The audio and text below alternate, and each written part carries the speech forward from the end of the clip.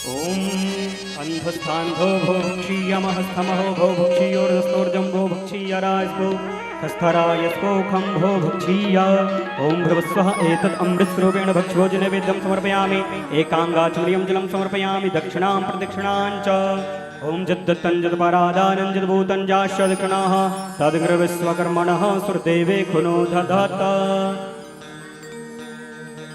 मन्द्रुष्पाञ्जलिम् ओम तद्विष्णोः परमं पद्भूषदा पश्यन्तु सूरयः दिवि वक्षुरातवं मा ब्रह्मस्वामन्द्रुष्पाञ्जलिं समर्पयामि प्रणमामि नमस्करोमि नमामि ततो व्यासदेवी पूजनम्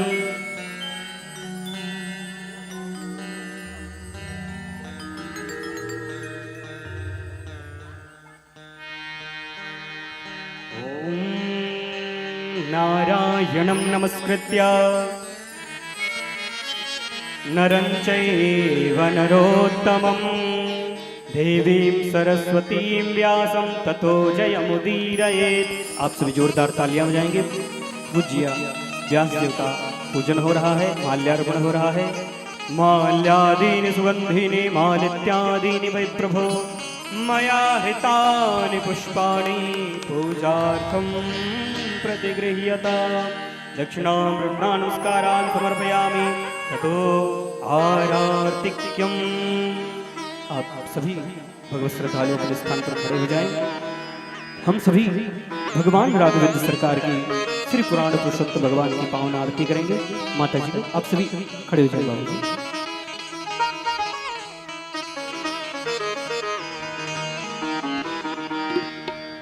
हाँ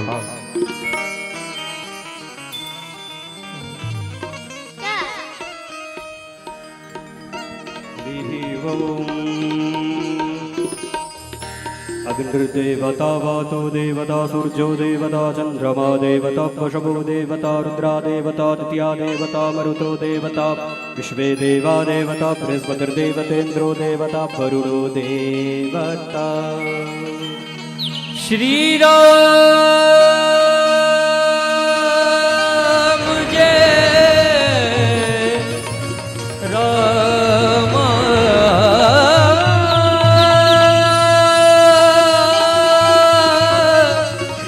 श्री राम जय राम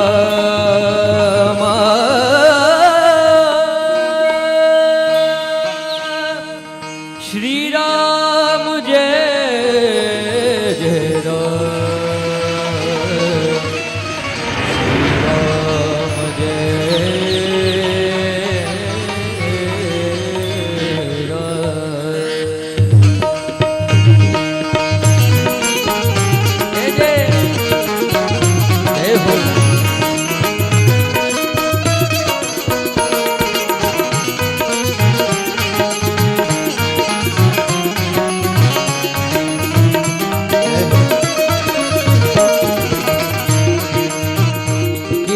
कलित ललित सियबे की कीरत कलित ललित सियबे आरती श्री रामायण की आरती श्री रामायण कीरत कलित ललित सियबे की कीरत कलित ललित सियबे की आरती श्री रामायण जी की आरती श्री रामायण जी की।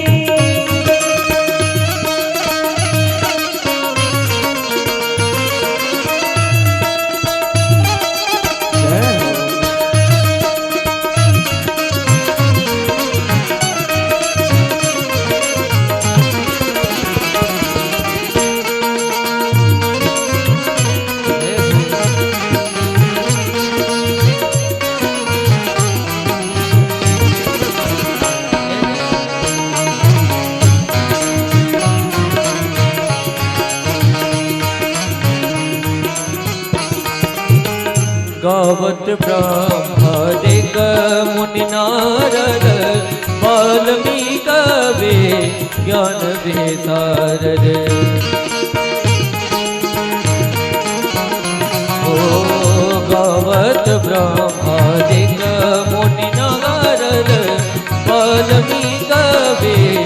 ज्ञान विचार सुख सनकादिशेष अनुसार सुख सनकादिशेष अनुसार वर्णि पवन सुत कीरतनी की कीरत कलित ललित सिय पेगी आरती श्री रामायण जी की आरती श्री रामायण जी की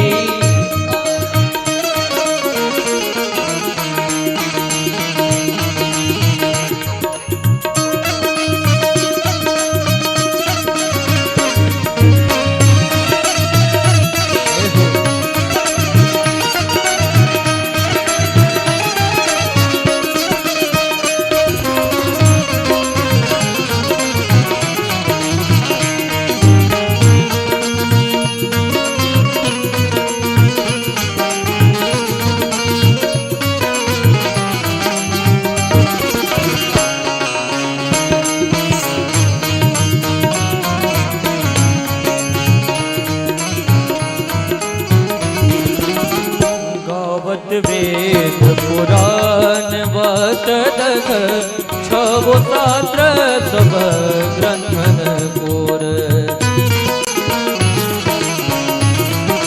ओ गावत वेद पुराण अष्टदश छव शास्त्र सब ग्रंथन कोर मुनिजन धन संतन को सर्वस मुनिजन धन संतन को सर्वस सारे अंश मत सब ही कीरत कली ललिता सिय पेगी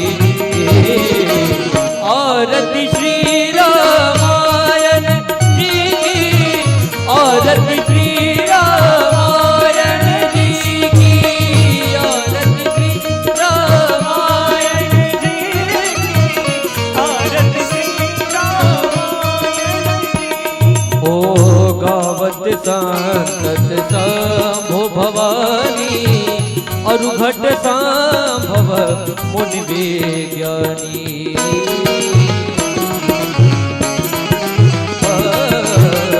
गावत संतत शंभो भवानी अरुघट संभव मुनि विज्ञानी व्यास आदि कवि वर्ज बखानी व्यास आदि कवि वर्ज बखानी काग भुसोनी गरुड़ के ही कीरत कली ललिता सिय पेगी आरती श्री रामायण जी की आरती श्री रामायण जी की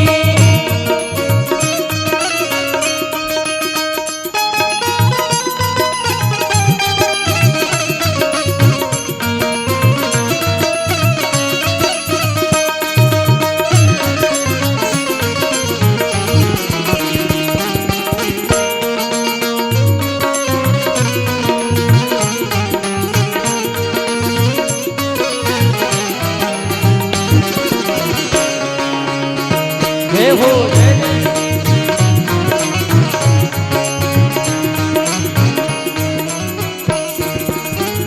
कलिमल हरनि विषय रस की सुबह श्रृंगार मुक्ति जुबतेगी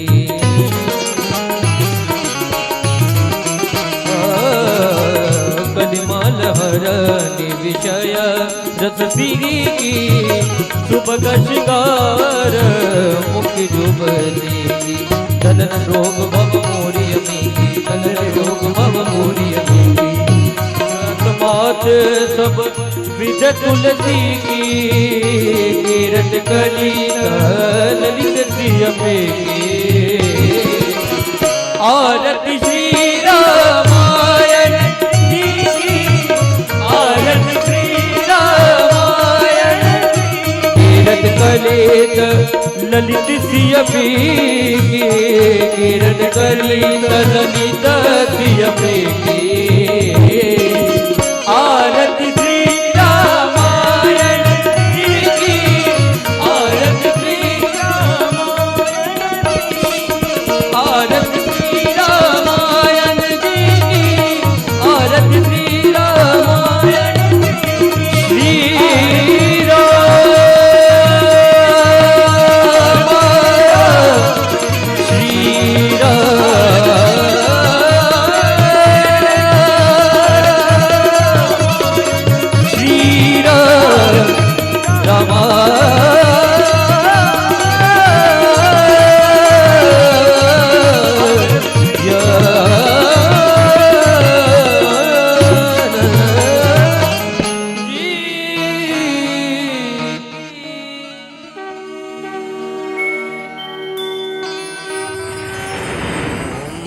जलेन शीतले कर्णं पुष्पै देवताभिवन्दनम् आत्माभिवन्दनं मन्त्रपुष्पाञ्जलिः ॐ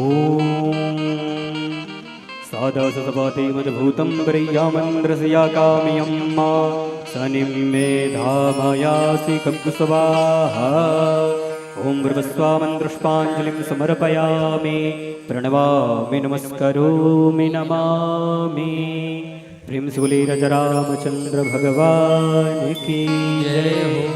श्री हनुमान जी महाराज की जय हो। श्री शंकर भगवान की जय हो। श्री व्यास जी महाराज की जय हो। जय जय श्री सीताराम।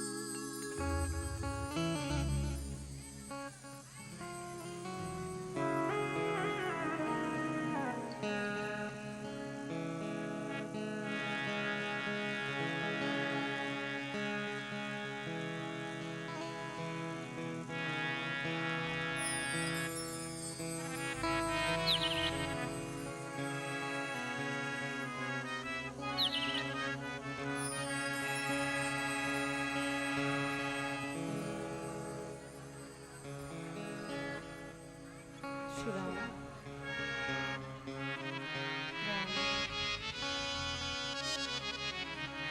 श्री राम जय जय सिया राम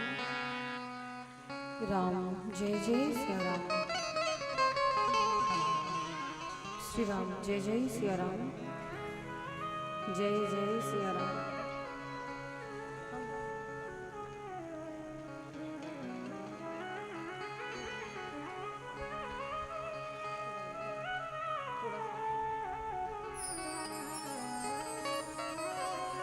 श्री राम जय जय सिया राम जय जय सिया राम जय जय सिया राम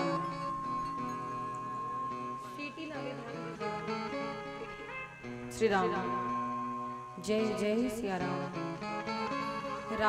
जय जय सिया राम जय जय सिया राम श्री राम जय जय सिया राम राम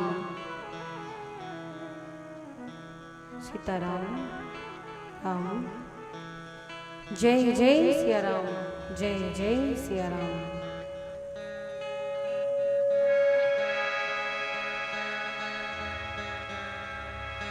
राम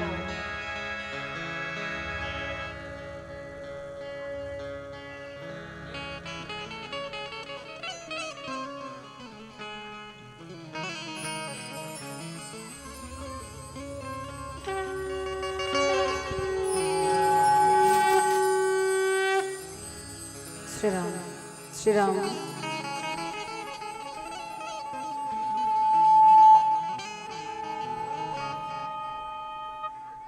हरि ओम हरि ओम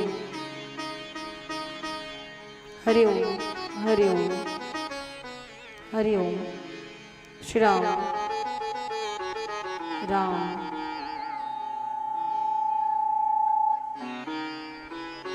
सीताराम सीताराम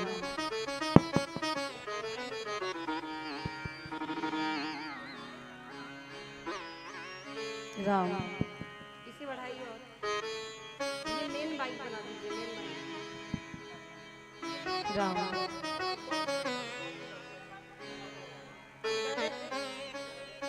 राम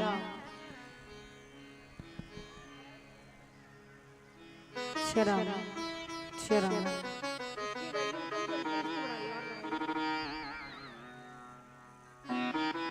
श्री राम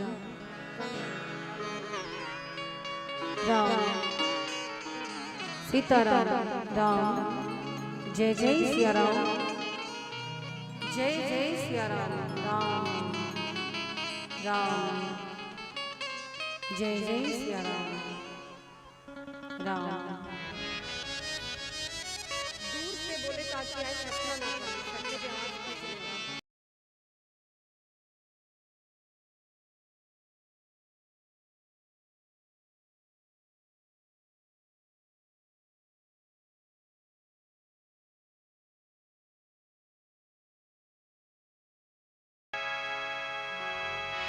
हरि ओम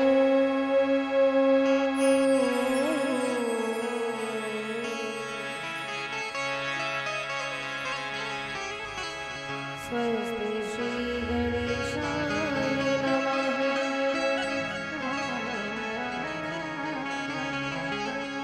श्री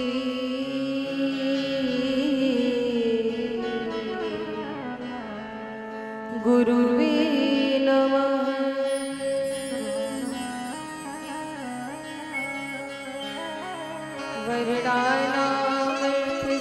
वरदानामर्थसंधानां रसानां छन्दसामपि मङ्गलानां च कर्तारो वन्दे वाणी विनायको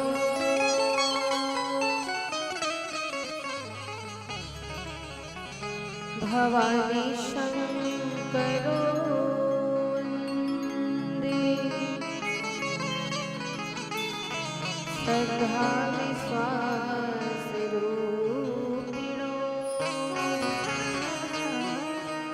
याभ्यां विना न पश्यन्ति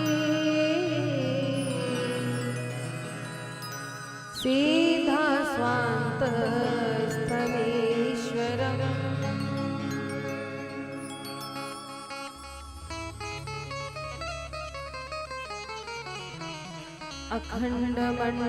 अखण्डमण्डलाकारं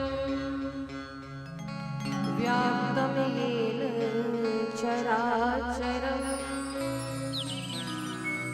तत्पदं दर्शितं येन तस्मै श्रीगुरुवे नमः ध्येयं सदा परिभवनं भीष्टदोहं तीर्थास्पदं शिवविरञ्चिनुतं शरण्यं भक्त्यार्तिहं प्रणतपालभवाब्धिभूतं वन्दे महापुरुषते चरणा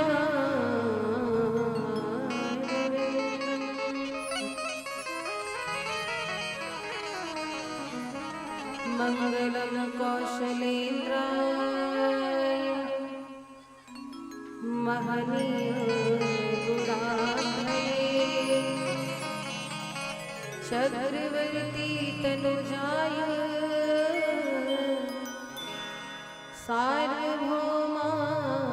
सार्वभौमाय मंगलम। जय जय श्री राधा रमण जय जय नवल किशोर जय गोपी चित चोर प्रभु जय जय माखन चोर अतुलित बलधाम महीम शैलाभिदेहम् तनजवन कृशानं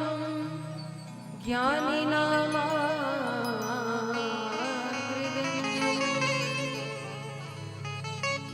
सकल गुण निधानं वानराणामधीशं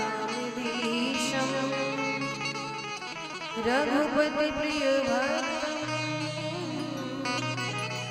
वात जातम नमामि। बोली राघवेंद्र सरकार की, श्री रामचरितमानस भगवान की, श्री शंकर भगवान की, और पार्वती मैया की, बोलो गोस्वामी तुलसीदास जी महाराज की, बोली अयोध्या धाम की, चारों भैया की, सरयू मैया की, श्री राम जन्मभूमि की, जय जय श्री सीताराम।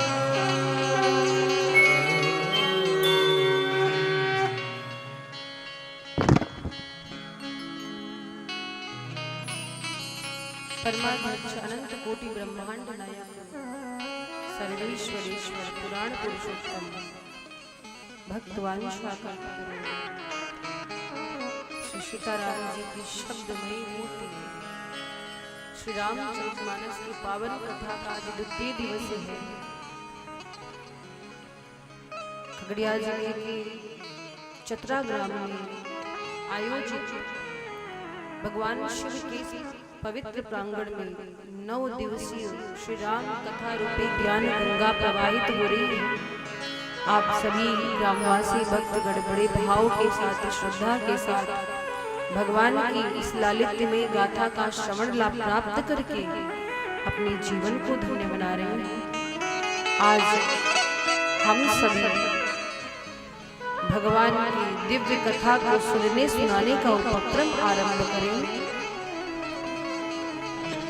इससे पूर्व रुद्राष्टकम की स्तुति के द्वारा भगवान भोलेनाथ के चरणों में अपने मन को बुद्धि को स्थिर करेंगे और तत्पश्चात कथा को सुनने सुनाने का उपक्रम आरंभ करेंगे।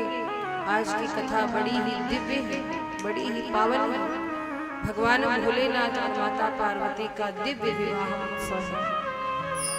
तो आइए इस विवाह के कथा को हम सभी श्रवण करें।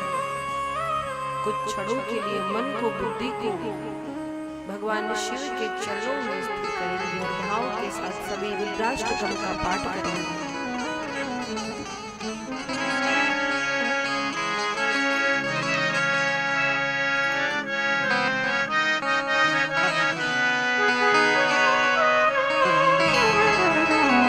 शंकर भगवान की नमामि शमीशान निर्वाण रूपम विभुं व्यापकं ब्रह्म वेद स्वरूपम नमामि शमीशान निर्वाण रूपम विभुं व्यापकं ब्रह्म वेद स्वरूपम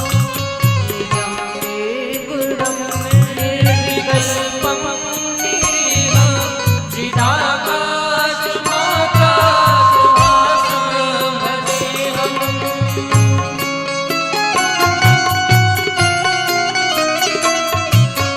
तालियों की सेवा करते हुए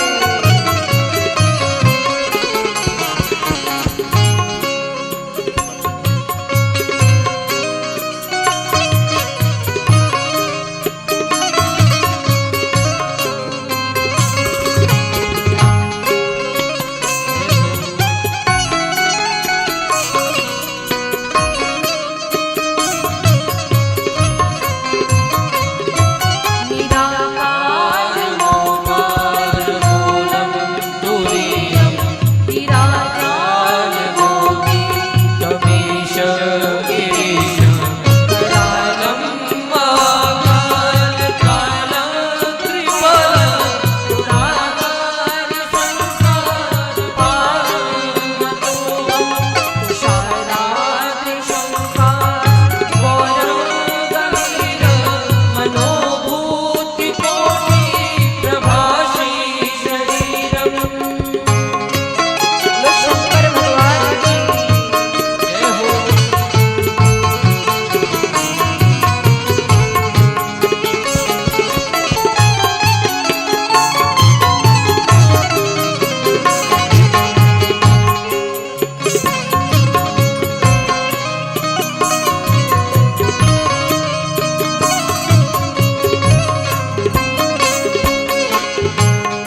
भावों की सेवा करते हैं सभी भाव के साथ बोलेंगे।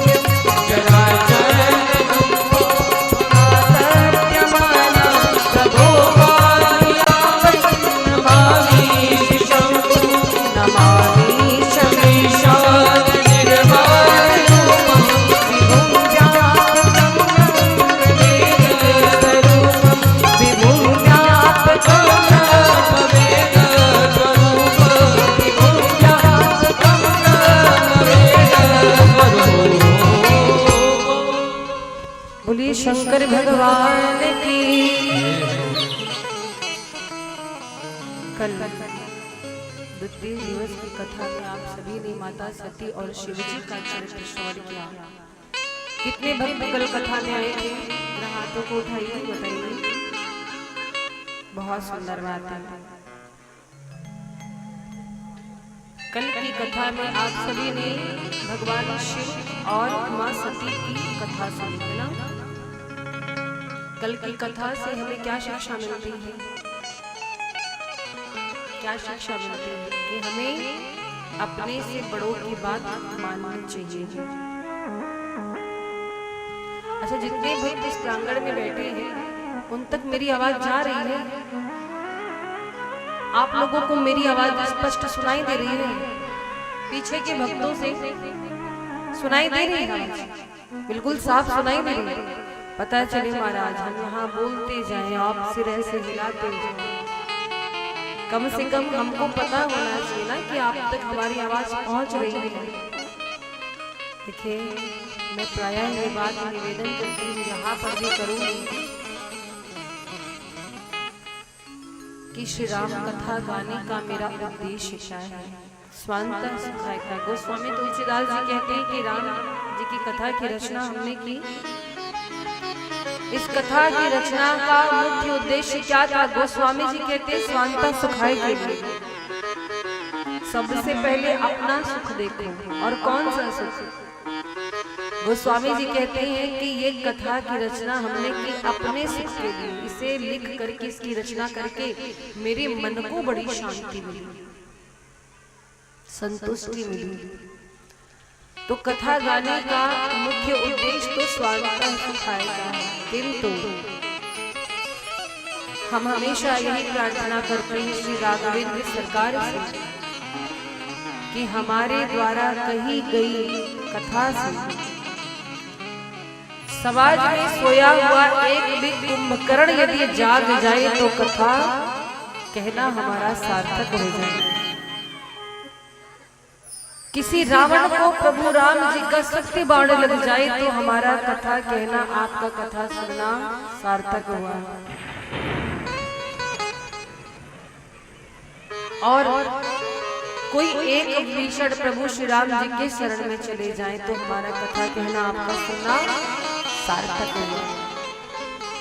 तो कथा गाने का मुख्य उद्देश्य यही है। मानस सबने पढ़ी है, बहुत से घरों में मानस के पारायण हुआ करते हैं, लोग पाठ करते हैं। पढ़ना अलग बात है, समझना अलग बात है और जीवन में उतारना अलग बात है। देखो महाराज, श्रीमद् भगवत गीता है ना, ये योग की कथा है। भगवान श्री कृष्ण ने कुरुक्षेत्र में अर्जुन को जो उपदेश दिए उसका नाम श्रीमद् भगवत गीता है। तो भगवत गीता जो है वो योग की कथा है। श्रीमद् भागवत महापुराण वियोग की कथा है और श्री रामचरितमानस जो है वो जीवन में प्रयोग की कथा है। इसे जीवन में प्रयोग करना है, उतारने का प्रयास करना है। आप जो कुछ कथा में सुनते हैं, सुनिए, उस पर चिंतन करिए, विचार करिए। विचार करने के बाद, मनन करने के बाद, स्वीकार करने के बाद अपने जीवन में उतारने का प्रयास कीजिए। राम जी की कथा का एक एक प्रसंग हमें कुछ ज्ञान देता है, जिससे हम अपने जीवन को सुव्यवस्थित कर सकते हैं। तो कल की जो कथा हुई उससे हमें पहली शिक्षा ये मिली कि दक्ष प्रजापति ने अभिमान किया था, उसका सर्वनाश हुआ। जीवन में कभी आपके अंदर बहुत गुण हो, बहुत सामर्थ्य हो, बहुत पैसा हो, बहुत वैभव हो, कभी अभिमान मत करना। दूसरी बात, सती जी ने कथा तो सुनी और कथा में मन नहीं लगा, कथा को ध्यान से नहीं सुना और परिणाम क्या हुआ? उनके मन में अज्ञानता बनी रही और जब अज्ञानता होती है तो महाराज फिर व्यक्ति सही दिशा की ओर नहीं बढ़ सकता है, जीवन को ढंग से नहीं जी सकता। हम लोग कहते हैं ना, अस्तो मां सद्गमय तमसो मां ज्योतिर्गमय। हे प्रभु, हमें अज्ञानता से ज्ञान की ओर ले चलो, अंधकार से प्रकाश की ओर ले चलो। तो जीवन में कथा क्यों सुनी जाती है? ताकि हमारी अज्ञानता का नाश हो, हमारी अज्ञानता दूर हो। और कथा में आप बैठे हैं ये बड़ी बात नहीं है, कथा आपके हृदय में बैठ जाए ये बहुत बड़ी बात है। क्योंकि महाराज ये सभी बड़े भाग्य से मिलते हैं ना, बड़े सौभाग्य से भगवान की कथा मिलती है।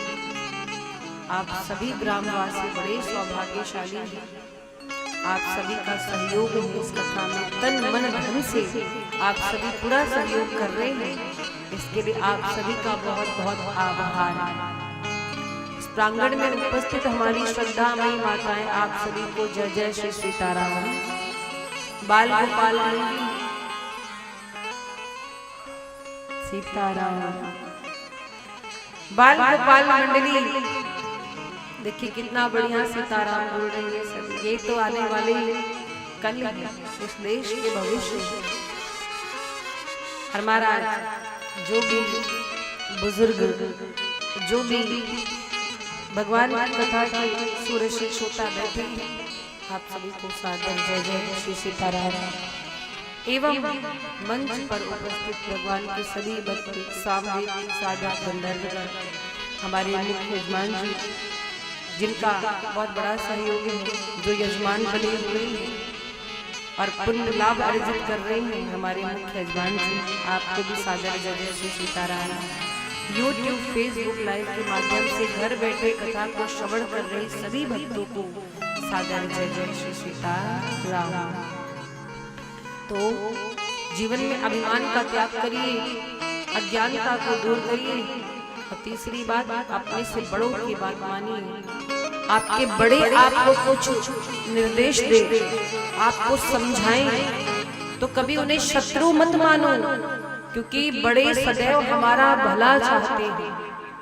माता पिता गुरु हमारे हल बड़े भाई सब हमारा भला चाहते हैं। सीताराम। निवेदन करेंगे, मंच का जो लाइट है बाजा वाले जनरेटर तरफ रहे, ऐसे में होना चाहिए। सीताराम। तो कल आपने कथा सुनी, भगवान भोलेनाथ का अपमान दक्ष प्रजापति ने किया। दक्ष प्रजापति ने जब अपमान किया तो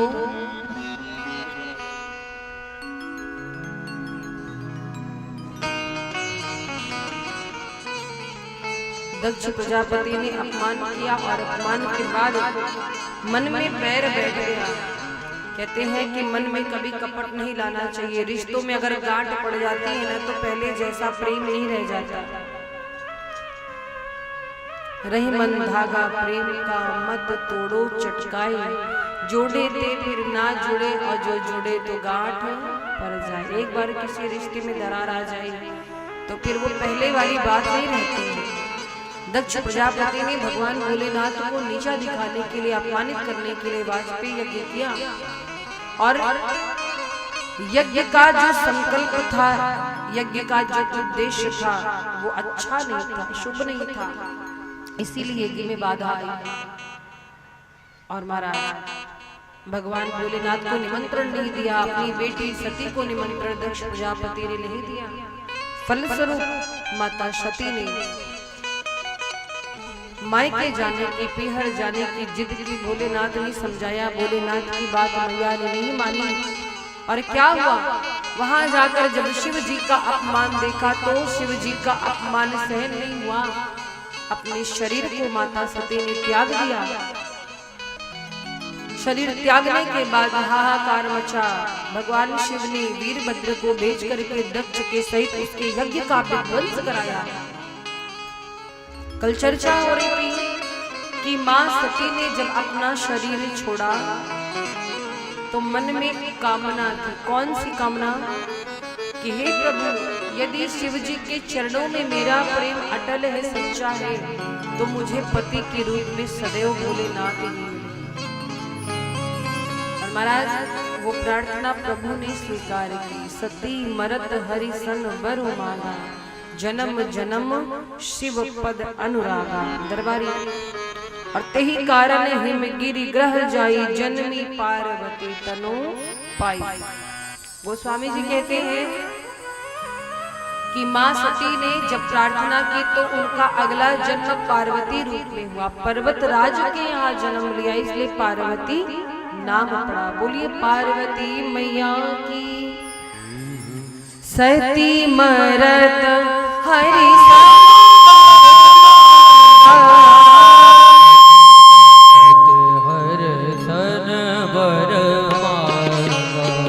सती मरत हरि सन बरु मांगा, सती मरत हरि सन बरु मांगा, जन्म जन्म शिव पद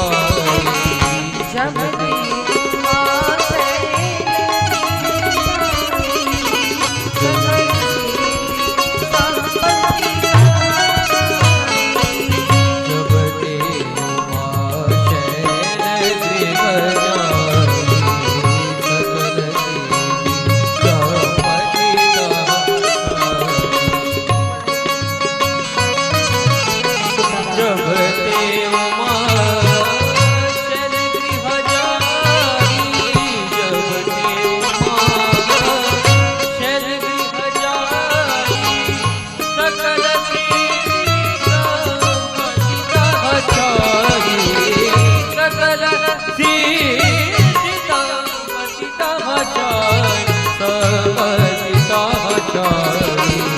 जहता मुनि सुहास महीने उचित बात हिमहो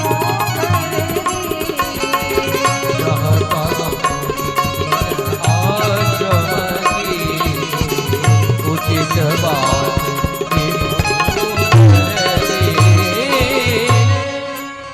मेरा वॉल्यूम कम हो गया। सीताराम महाराज पार्वती मैया हिमांचल राज्य के यहाँ जन्मी पार्वती तन पाई।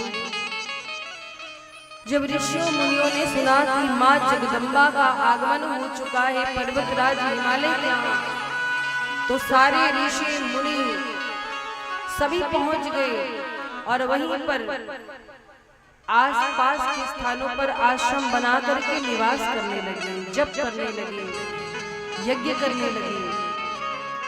और महाराज गोस्वामी जी लिखते हैं कि जब से माँ भवानी का प्राकट्य हुआ है पर्वतराज हिमाचल के यहाँ, सकल सिद्धि संपत्ति तह छाई। सारी सिद्धियां संपत्तियों से आज हिमाचल जी की नगरी आह्लादित हो गई। नारद जी को पता चला, नारद जी आए। नारद समाचार सब पाए, कौतुक ही गिरि गेह सिधाई। नारद जी आए और जैसे ही हिमाचल राज्य के यहाँ नारद जी का आगमन हुआ, पर्वतराज हिमांचल और उनकी पत्नी मैना देवी ने खूब स्वागत किया। नारद जी का आगमन सुना, प्रसन्न हो गई, हाथ जोड़कर स्वागत करके अपने महल में लेकर आई। आइए प्रभु आप पधारे, आज संत हमारे यहाँ पधारे हैं, हमारे तो भाग्योदय हो गए। नारद जी के चरणों की सेवा की, प्रणाम किया, पाद प्रक्षालन किया और नारद जी से क्या कहा कि बहुत अच्छे अवसर पर आए हैं, आप आए हैं तो मेरी बेटी को आशीर्वाद दीजिए। और पार्वती जी को बुलाया आशीर्वाद के लिए। माँ पार्वती जैसे आई, नारद मुनि के चरणों में रख दिया। माता पिता ने पार्वती जी को प्रणाम करवाया और नारद जी ने आशीर्वाद दिया। अब देखिए पार्वती जी के माता पिता हिमाचल राज और मैना देवी नारद जी से कहते हैं कि नारद जी आप आए, बहुत अच्छा लगा, आपने मेरी बेटी को आशीर्वाद दिया। पर एक बात बताइए, हम लोग ये जानना चाहते हैं कि मेरी बेटी का भाग्य कैसा होगा। आप उसकी हस्तरेखा पढ़िए, आप तो ज्ञानी हैं, आप तो हर स्थान पर जाते हैं, आपको ज्ञान है, भूत वर्तमान भविष्य तीनों की जानने वाले हैं। आप मेरी बेटी का भाग्य बताइए कि भाग्य कैसा होगा, उसके जीवन में गुण दोष क्या है बताइए। और क्या कहा, त्रिकालज्ञ सर्वज्ञ तुम, गति सर्वत्र तुम्हारी, कहूँ सुता के दोष गुण, मुनि बर हृदय विचारी। हे नारद जी, मेरी बेटी की हाथों की रेखा पढ़कर बताइए कि उसका भाग्य कैसा होगा। देखो हर माँ बाप को चिंता होती है, हर माता पिता को चिंता होती है ना कि हमारा बच्चा कैसा होगा, उसका भाग्य कैसा होगा, नौकरी पाएगा कि नहीं, विवाह कैसा होगा। माताओं को बड़ी चिंता होती है। लेकिन एक बात जान लो, कोई श्रेष्ठ योग्य मिले तभी अपनी हस्तरेखा दिखाना। हस्तरेखा सबको नहीं पढ़ाई जाती। आपके गांव में कोई संत आए, अक्सर ये होता है माताएं पहुंच जाती, जरा हाथ देखकर बताओ भाग्य कैसा है। नारद जी जैसा ज्योतिषी मिले तो हाथ दिखाओ भी महाराज। आजकल के लोगों के चक्कर में नहीं पड़ना। मैं ज्योतिष विद्या की निंदा नहीं कर रही, ज्योतिष विद्या है और प्रभावशाली है, पर हर कोई विश्वास का पात्र नहीं होता। जो माताएं सबके सामने पहुंच जाती हैं हाथ दिखाने। एक बार की बात है, एक व्यक्ति जिसको हाथ देखना नहीं आता था, तो उनके पास कुछ माताएं आई, बोले कि बाबा थोड़ा हाथ देख के बताइए। वो बोले भाई हम ज्योतिष विद्या के जानकार नहीं। अरे हम थोड़ा देख लीजिए। माताएं भी एक नंबर जिद करने लगी, थोड़ा बता दीजिए। वो बोले भाई हमें ज्योतिष विद्या का ज्ञान तो नहीं है। किसी ने कहा कि हाथ देखना बहुत आसान है, जीवन में 3 बातें आप किसी को बता दीजिए तो उसे लगेगा आप बहुत बड़े ज्ञानी हैं। 3 बातें ऐसी हैं, अगर मैं आप लोगों से भी कह दूं तो आप लोग को लगेगा हम बहुत बड़े विद्वान हैं। हमें हाथ देखना आता है, मस्तक की रेखा पढ़ने आती है। अच्छा बताएं वो बात कौन सी है? कितने लोग सुनना चाहते हैं? हाथों को नीचे कर दें, सब भाग्य जानना चाहते हैं। देखिए पहली बात, अगर ये कह दिया जाए कि आपके यहाँ पैसा आता बहुत है पर रुकता नहीं, क्या बोलोगे? अरे महाराज एकदम सही बात आप कह रहे हो, पैसा तो खूब आता पर रुकता नहीं। लक्ष्मी चंचला है, किसके पास रुकती है? जैसे आती वैसे खर्च भी होता है। लोग कहते हैं हाँ हाँ एकदम सही बोल रहे हो, खूब कमाते पर टिकता नहीं। पहली बात तो ये हो गई। दूसरी बात, एक बार आप बचपन में कभी गिरे थे, चोट लगी थी। अरे महाराज बचपन में कौन से बच्चे चपलता नहीं करते, कौन नहीं गिरता है, सबको चोट लगती है, कोई बड़ी बात थोड़ी। और तीसरी बात अगर मैं कहूँ तो पूरे पंडाल में बैठे सब लोग कहेंगे एकदम 100% सही है। तीसरी कौन सी बात है? आप सबके साथ अच्छा करते हो पर आपके साथ कोई अच्छा नहीं करता। प्रेम से बोलो राम राम। सब बात सही है कि नहीं? सही है? आपको भी ऐसा लगता है? देखो हमको हाथ देखना आ गया ना। हाथ क्या, हम तो आपके मस्तक की रेखा पढ़ के बता दिए। बोली राघवेंद्र सरकार की। तो महाराज हर किसी के चक्कर में नहीं पड़ना चाहिए। आज ज्योतिषी कौन है? नारद ऋषि। तो कहा कि आप तो तीनों भूत वर्तमान भविष्य तीनों ही जानने वाले हैं, बताइए मेरी बेटी का भाग्य कैसा है। अब नारद जी तो सब पढ़ लिए। नारद जी ने देखा और देख करके मुस्कुराई। अब नारद जी गूढ़ वचन कह रहे हैं, गूढ़ वाणी कह रहे हैं। नारद जी जो कहने जा रहे हैं वो सबके समझ से परे है।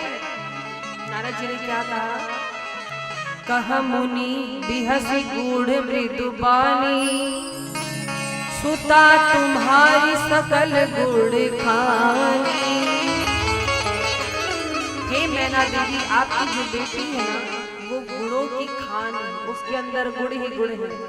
सुंदर सहज सुशील सयानी, नाम उमा अंबिका भवानी। आपकी बेटी बड़ी सहज, बड़ी सरल, बड़ी सुशील होगी और इनका नाम अंबिका उमा भवानी पड़ेगा। और क्या कहा? नारद जी कहते हैं कि सुनिए, इनकी पूरे संसार में पूजा होगी। जितनी नारियां हैं इनका नाम स्मरण करके पतिव्रत धर्म का पालन करेंगी। तो अब नारद जी भविष्य बता रहे हैं पार्वती जी का। क्या कहा? होई पूज सकल जग माई,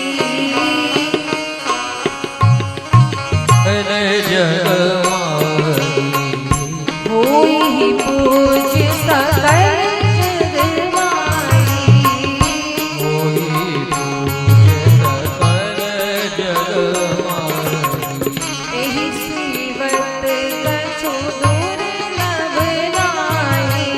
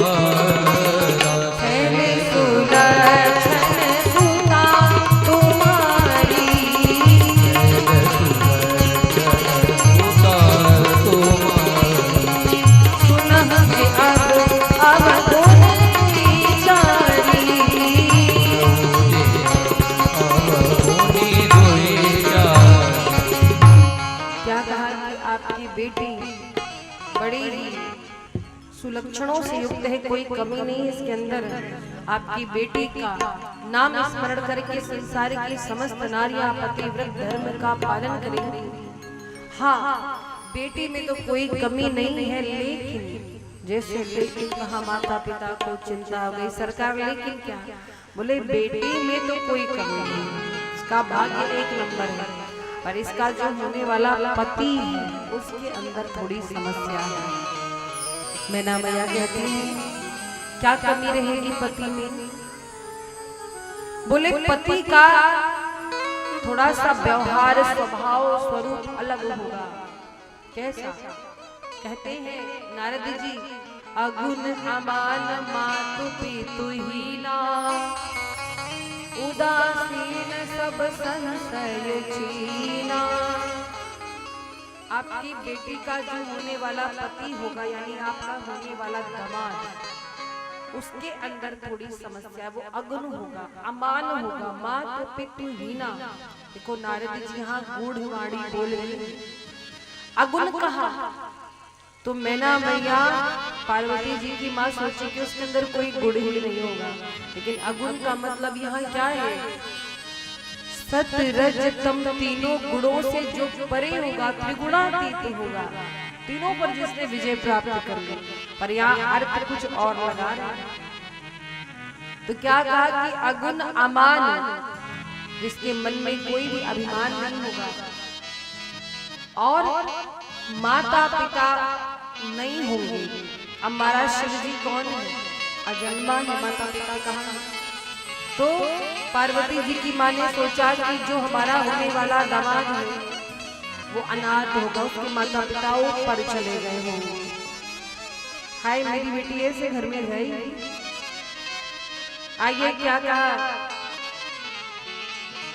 कि पार्वती के होने वाले पति में एक समस्या और है, उदासीन होगा, सब संशयहीना छीना।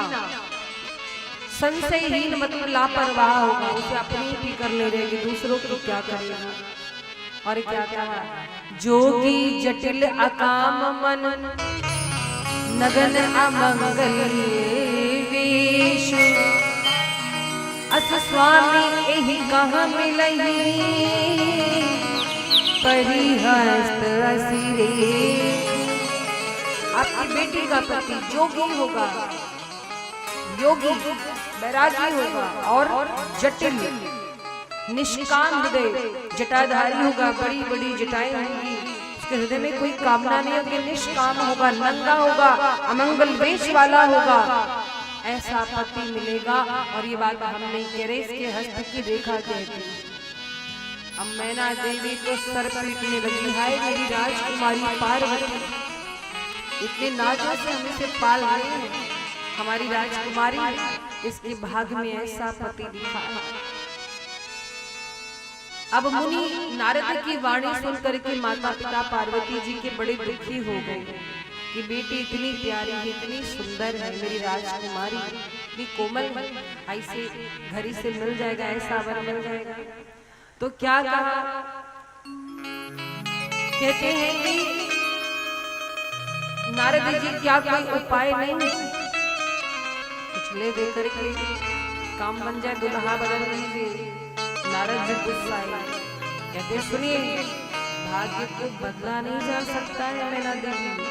कह मुनीस हिमवंत सुनो, जो विधि लिखा लिलार, जो लिलार पर विधाता ने लिख दिया उसे कोई मिटाने वाला नहीं।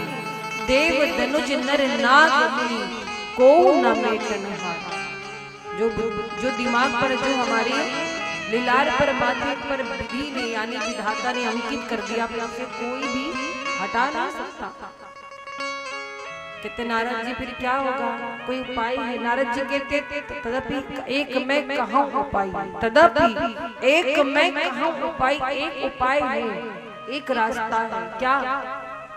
बोले जितना इसके हस्त की रेखाएं बताती हैं इसके होने वाले पति के अंदर अवगुण, वो सारे शिवजी में है। शिवजी से विवाह करा दो तो जो अवगुण है वो गुणों में बदल जाएंगे, सारा दोष समाप्त हो जाएगा। जो विवाह शंकर सन हुई। अगर शिव जी के साथ विवाह हो गया तो दोषों गुण सम कह सब कोई। जो दोष है वो भी गुण के समान हो जाएंगे, ये सब कहते हैं। नारद जी की बात सुनी और महाराज पूछते हैं हिमांचल राजा कि ये बताइए शिव जी के जो अंदर गुण है, जो इसके होने वाले पति में अवगुण है, वो शिव जी के अंदर गुण कैसे हो जाएंगे? तो नारद जी ने क्या कहा कि हे हिमांचल राज, शिव जी कौन है? सामर्थ्यवान, और समर्थ को नहीं दोष घुसाई। जो सामर्थ्यवान है उसको दोष नहीं लगता है। शंभु सहज समर्थ भगवाना, और यही विवाह सब विधि कल्याण। इस विवाह से सब विधि कल्याण विवाह कर दीजिए। क्यों? क्योंकि भगवान शिव समर्थ है। इस संसार में सामर्थ्यवान कौन कौन है जानते हैं? इस संसार में सामर्थ्यवान सूर्य देवता है। सूर्य की जो किरणें हैं वो पृथ्वी पर एक साथ कई स्थानों पर पड़ती हैं। कुछ स्थान पवित्र होते हैं, कुछ अपवित्र होते हैं, पर क्या इससे सूर्य देवता को दोष लगता है? नहीं लगता। सूर्य देवता का तेज नहीं रहता है, उनके तेज पर कोई आंच नहीं आती। क्यों? क्योंकि सूर्य भगवान सामर्थ्यवान है। अग्नि सामर्थ्यवान है। कैसे? अग्नि में अगर आप मंत्रोच्चारण के द्वारा आहुति डालते, अग्नि उसे भी स्वीकार करती है। अग्नि में कोई गंदा वस्त्र भी गिर जाए तो अग्नि उसे भी स्वीकार करती, पर अग्नि सदैव पवित्र रहती है, वो कभी अपवित्र नहीं होती है। आग सदैव पवित्र होती है। तो अग्नि कौन? समर्थवान है। ऐसे गंगा है। गंगा में पापी भी स्नान करते हैं, पुण्यात्मा भी स्नान करते हैं, हर कोई स्नान करता है, पर क्या गंगा का जल दूषित होता है? बताओ, गंगा पवित्र ही रहती है। तो गंगा जी कौन है? समर्थवान है। तो महाराज इस संसार में सूर्य, पृथ्वी, गंगा जी, अग्नि सब सामर्थ्यवान है, और भगवान भोलेनाथ भी सामर्थ्यवान है। और जो सामर्थ्यवान होता है ना, उसके दोष नहीं कह जाते, वो दोष भी गुणों में बदल जाते हैं। जैसे अभी कोई गंगा जल आप किसी पात्र में रखिए, गंगा जल पात्र में रखे हैं, और एक पात्र में आप मदिरा रखिए, मदिरा में थोड़ा सा गंगा जल आप मिला देंगे, तो महाराज मदिरा में गंगा जल मिला देंगे, भले ही गंगा जल है, लेकिन संत जनों से कह दो कि इसमें गंगा मिली हुई है, पान कर लो, तो कभी पान नहीं करेंगे, वो अपवित्र है। और उसी जगह गंगा नदी में अगर मदिरा की 2 बूंद पड़ जाए तो फिर वो गंगा पवित्र नहीं होती है, उसे संत जन भी पान कर लेंगे। क्यों? क्योंकि वहां पर गंगा की पवित्रता की अधिकता है। तो महाराज ऐसे ही अवगुण जो है वो गुण में बदल जाते हैं, जो सामर्थ्यवान होते हैं।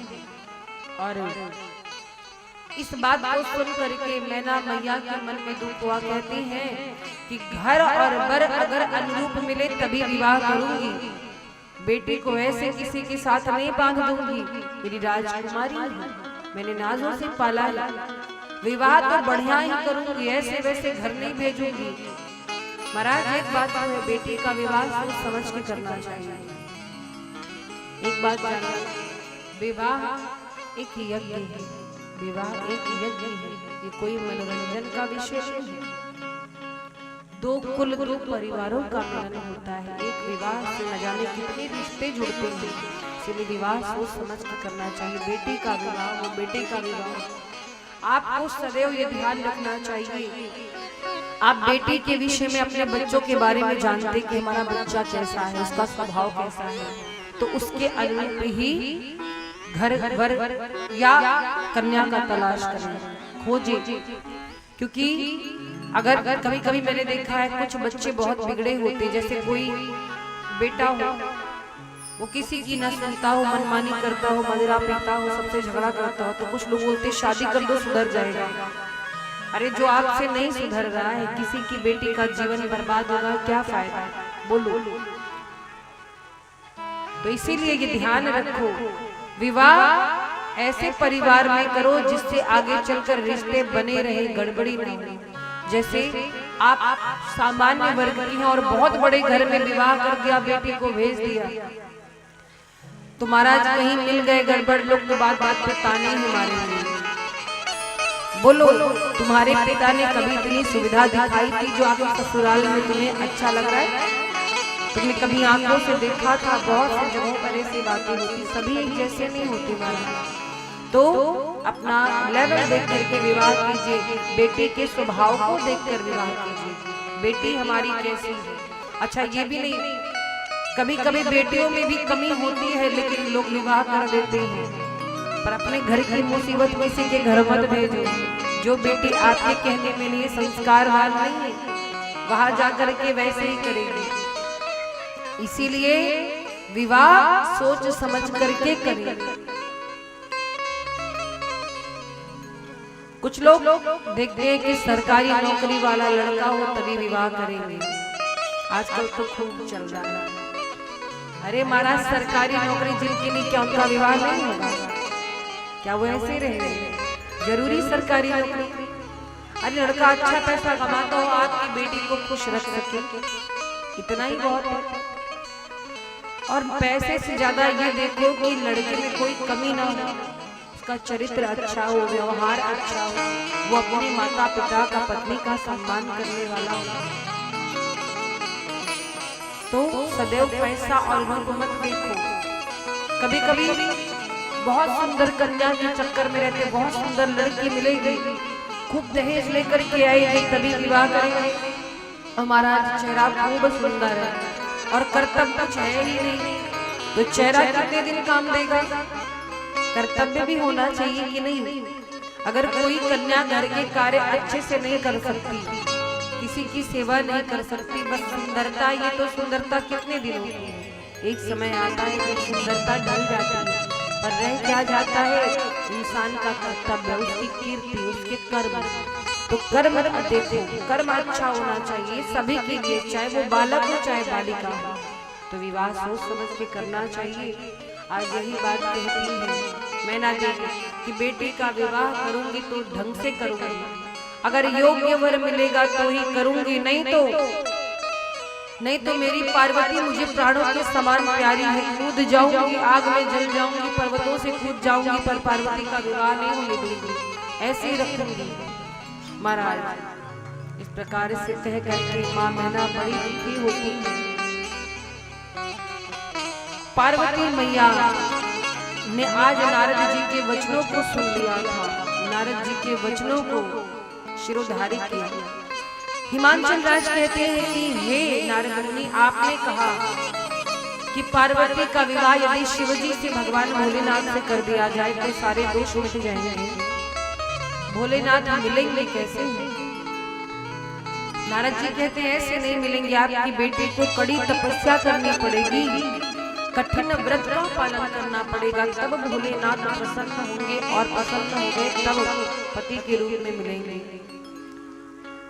और महाराज पार्वती जी ने इस बात को सुना, पार्वती जी के मन में नारद जी के ये वचन बैठ गए। पार्वती जी अपने माता पिता से कहती हैं कि हे माता पिता, हमारे भाग्य में जो लिखा है वो होकर के रहेगा, अब आप हमें आदेश दे, आशीर्वाद दें कि मैं वन में जाकर के तपस्या करूं और शिव जी को पति के रूप में प्राप्त करूं। और महाराज माँ पार्वती अपनी सखियों के साथ वन में गई, बहुत कड़ा व्रत किया, बहुत कठिन तपस्या की है भोलेनाथ की प्राप्ति के लिए। गोस्वामी जी लिखते हैं, संबत सहस मूल फल खाए, सागर खाई सत बरसे गवाए। क्या कहा कि महाराज संबत 1000 वर्ष तक केवल मूल और फल खा करके माने शिव जी की आराधना की, फिर 100 वर्ष तक केवल शाग खा करके, शाग का भोग लगाया, शाग पा करके मैया ने तपस्या करी। कुछ दिन और बीते तो महाराज क्या किया, कुछ दिन बाद भोजन छोड़ दिया, साग भी छोड़ दिया, कंद मूल फल भी छोड़ दिया मैया ने। केवल वायु पीकर जल पी करके रही। धीरे धीरे जल का भी त्याग कर दिया, केवल वायु पी करके तपस्या करती। और फिर धीरे धीरे धीरे धीरे सब कुछ त्याग दिया। बेल पत्र जो भूमि पर गिर पड़ते थे, उस सूखे बेल पत्रों को मां ग्रहण करती। इसीलिए उनका एक नाम अपर्णा है। बोलिए अपर्णा मैया की। और महाराज इस प्रकार से मां पार्वती ने कठोर तपस्या की। कुछ खाती पीती नहीं तो शरीर सूख करके कांटा हो गया। भाई जो दिन रात भोजन का त्याग कर देगा उसका शरीर कैसा हो जाएगा। एकदम एक एक हड्डी दिखाई देने लगी, दुबली हो गई। शरीर में मानो हड्डियां ही हड्डियां बची हो, अस्थियां ही बची हो। और महाराज जैसे ही मां की तपस्या को देखा तो आकाशवाणी हुई। आकाशवाणी कहती है कि हे पुत्री, आपकी तपस्या सफल हुई। जल्द ही आपको शिवजी पति के रूप में मिलेंगे। जैसा व्रत आपने किया, जैसा आचरण किया, न इस धरती पर कोई कर पाया है न कर पाएगा। आपने बहुत कठिन तपस्या की है। और अब ध्यान से हमारी बात को सुनो। आकाशवाणी मां पार्वती से कह रही है कि आपके पिता जब आपको बुलाने आएंगे तो उनके साथ घर को चली जाना। और जब सप्तऋषि आपको मिलेंगे तो हमारी वाणी को सत्य मानना। भगवान भोलेनाथ जल्द ही पति के रूप में आपको प्राप्त होंगे।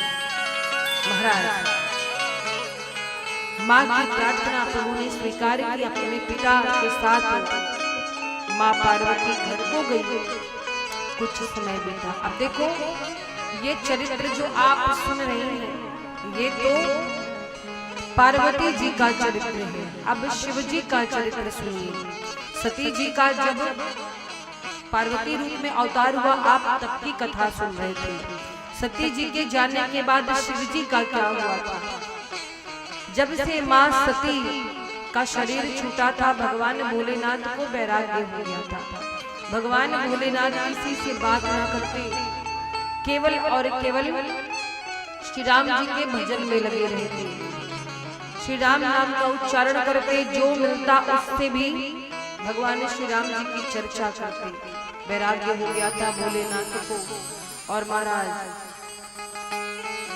एक दिन की बात है, भगवान भोलेनाथ कहीं जा रहे थे तो उनको राम जी मिल गए। राम जी मिल गए रास्ते में। राम जी को भोलेनाथ ने प्रणाम किया। राम जी कहते हैं कि हे शिव जी, आज मैं आपसे कुछ मांगने आया हूँ। शिव जी कहते हैं कहिए स्वामी, मैं तो आपका सेवक हूँ, आपका दास हूँ, आदेश करिए। राम जी बोले आदेश नहीं, मैं विनती लेकर आया हूँ, आप विवाह कर लीजिए। शिव जी बोले विवाह पर किससे? कन्या तो है ही नहीं, सती जी का शरीर तो समाप्त हो चुका। राम जी ने पार्वती जी का पूरा चरित्र सुना दिया कि सती जी ही पार्वती रूप में अवतरित हो चुकी हैं और बहुत कठिन तपस्या की है, उन्होंने आपकी प्राप्ति की थी। शिव जी कहते हैं प्रभु, पार्वती रूप में सती जी आ चुकी हैं, तपस्या की ये अच्छी बात है, पर आप बताइए क्या विवाह करना उचित है? राम जी कहते क्यों नहीं? शिव जी कहते प्रभु, हमें विवाह के बंधन में मत बांधिए। क्यों? क्योंकि भोले बाबा डर रहे हैं सती जी से जो अपराध हुआ था आगे वो अपराध न हो जाए। भोले बाबा कहते हैं कि विवाह करने के बाद जीवन में वाह वाह समाप्त हो जाती, केवल आह बचती, इसलिए हमको विवाह से क्षमा करिए। तो राम जी ने निवेदन किया कि हे शिव जी, मैं अगर आपसे कुछ कहूँ तो मानेंगे नहीं? हाथ जोड़कर प्रार्थना करता हूँ। शिव जी कहते प्रभु आपका आदेश क्यों नहीं मानेंगे, पर आप विवाह के लिए मत कहिए। राम जी कहते नहीं, आपको मेरी बात माननी पड़ेगी। अब बिनती मम सुनहु शिव, परनी चुनी है जाई विवाह सैल जही यह मोहि मांगे जाइए शैल सुता से विवाह कीजिए। शिव जी कहते प्रभु आपकी आज्ञा शिरोधार्य, लेकिन एक बात कहूंगा क्या, पहले पार्वती की परीक्षा होगी। सती रूप में उन्होंने आपकी परीक्षा ली थी, अब पहले पार्वती को परीक्षा देनी पड़ेगी। परीक्षा में पास हुई तो ही विवाह करूंगा। राम जी हंसे, जैसे आपकी इच्छा। राम जी को शिव जी प्रणाम करते, राम जी अंतर ध्यान हुए और महाराज शिव जी ने सप्तऋषियों को भेजा मां पार्वती के पास। सप्तऋषि आए, मां पार्वती से कहा कि हे पुत्री ये बताइए आपने इतनी कठिन तपस्या किसके लिए की। पार्वती जी कहती हैं भोलेनाथ को पति के रूप में प्राप्त करने के लिए। सप्तऋषि कहते दुनिया में और भी बहुत सारे वर हैं, कहिए तो बात चलाओ। शिव जी से अच्छे दुल्हा है, शिव जी से अच्छे दुल्हा है, कहिए तो भगवान नारायण से बात चलाओ, वो भी बड़े सुंदर है। पार्वती जी कहती हैं क्षमा करें मुनीश्वर, हमारे पास एक ही हृदय है, वो हृदय में शिव जी के चरणों में समर्पित कर चुकी हूँ। भगवान नारायण हर तरह से योग्य है, पर मेरा मन मेरा हृदय तो शिव जी के चरणों में है और प्रेम मुझे उन्हीं के चरणों में है। मैं उनके अतिरिक्त किसी के बारे में सोच भी नहीं सकती। सप्तऋषि बड़े प्रसन्न हुए, धन्य हो देवी धन्य हो। जाकर के पार्वती जी के अटल प्रेम के बारे में शिव जी को बताया। भोले बाबा बड़े खुश हुए पार्वती जी के अटल प्रेम को सुन करके। अच्छा एक बात और है, भोले बाबा ज्यादा खुश होते हैं तो जानते क्या होता है, ज्यादा खुश हो जाते हैं तो ध्यान में चले जाते हैं, समाधि में चले जाते हैं। इसके पहले 87,000 वर्षों तक समाधि में थे, जब दुख की बात सुनी तो भी समाधि में चले गए थे, आज खुशी की बात सुनी तो फिर इनकी समाधि लग गई। अब तो महाराज सब सोचने लगे इससे पहले 87,000 साल तक समाधि थे, इस बार समाधि में गए, न जाने कब तक वापस आएंगे, कौन जाने। और क्या हुआ,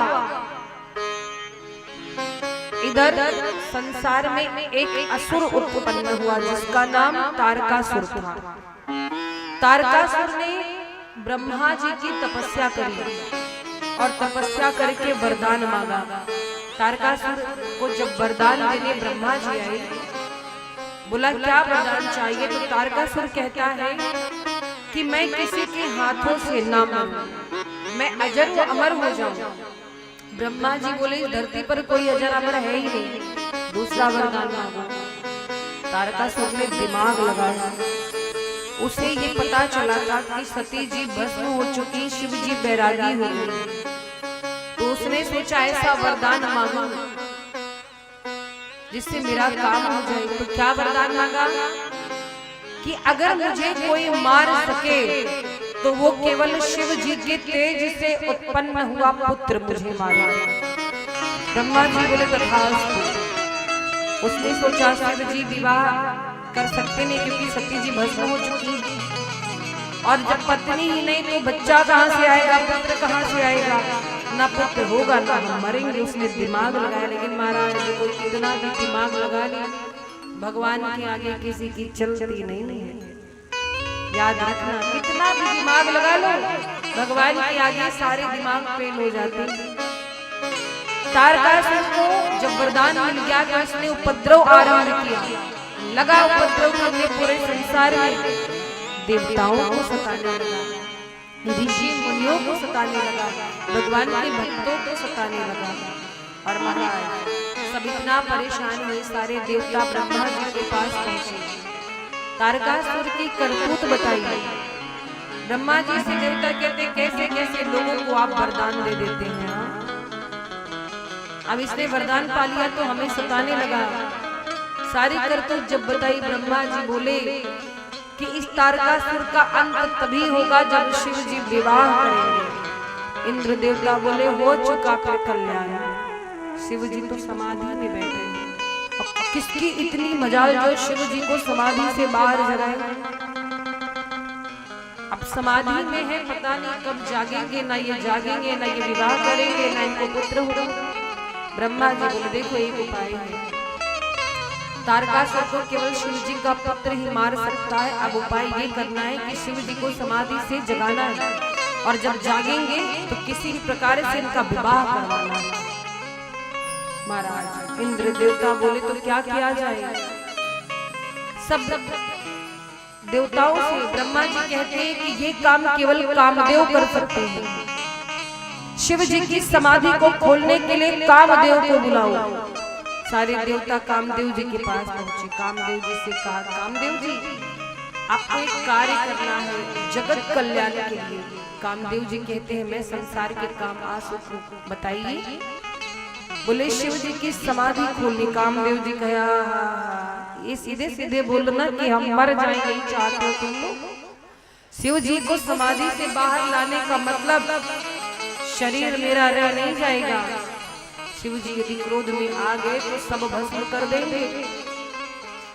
देवता कहते हैं कि कामदेव क्या आप नहीं चाहते संसार का कल्याण।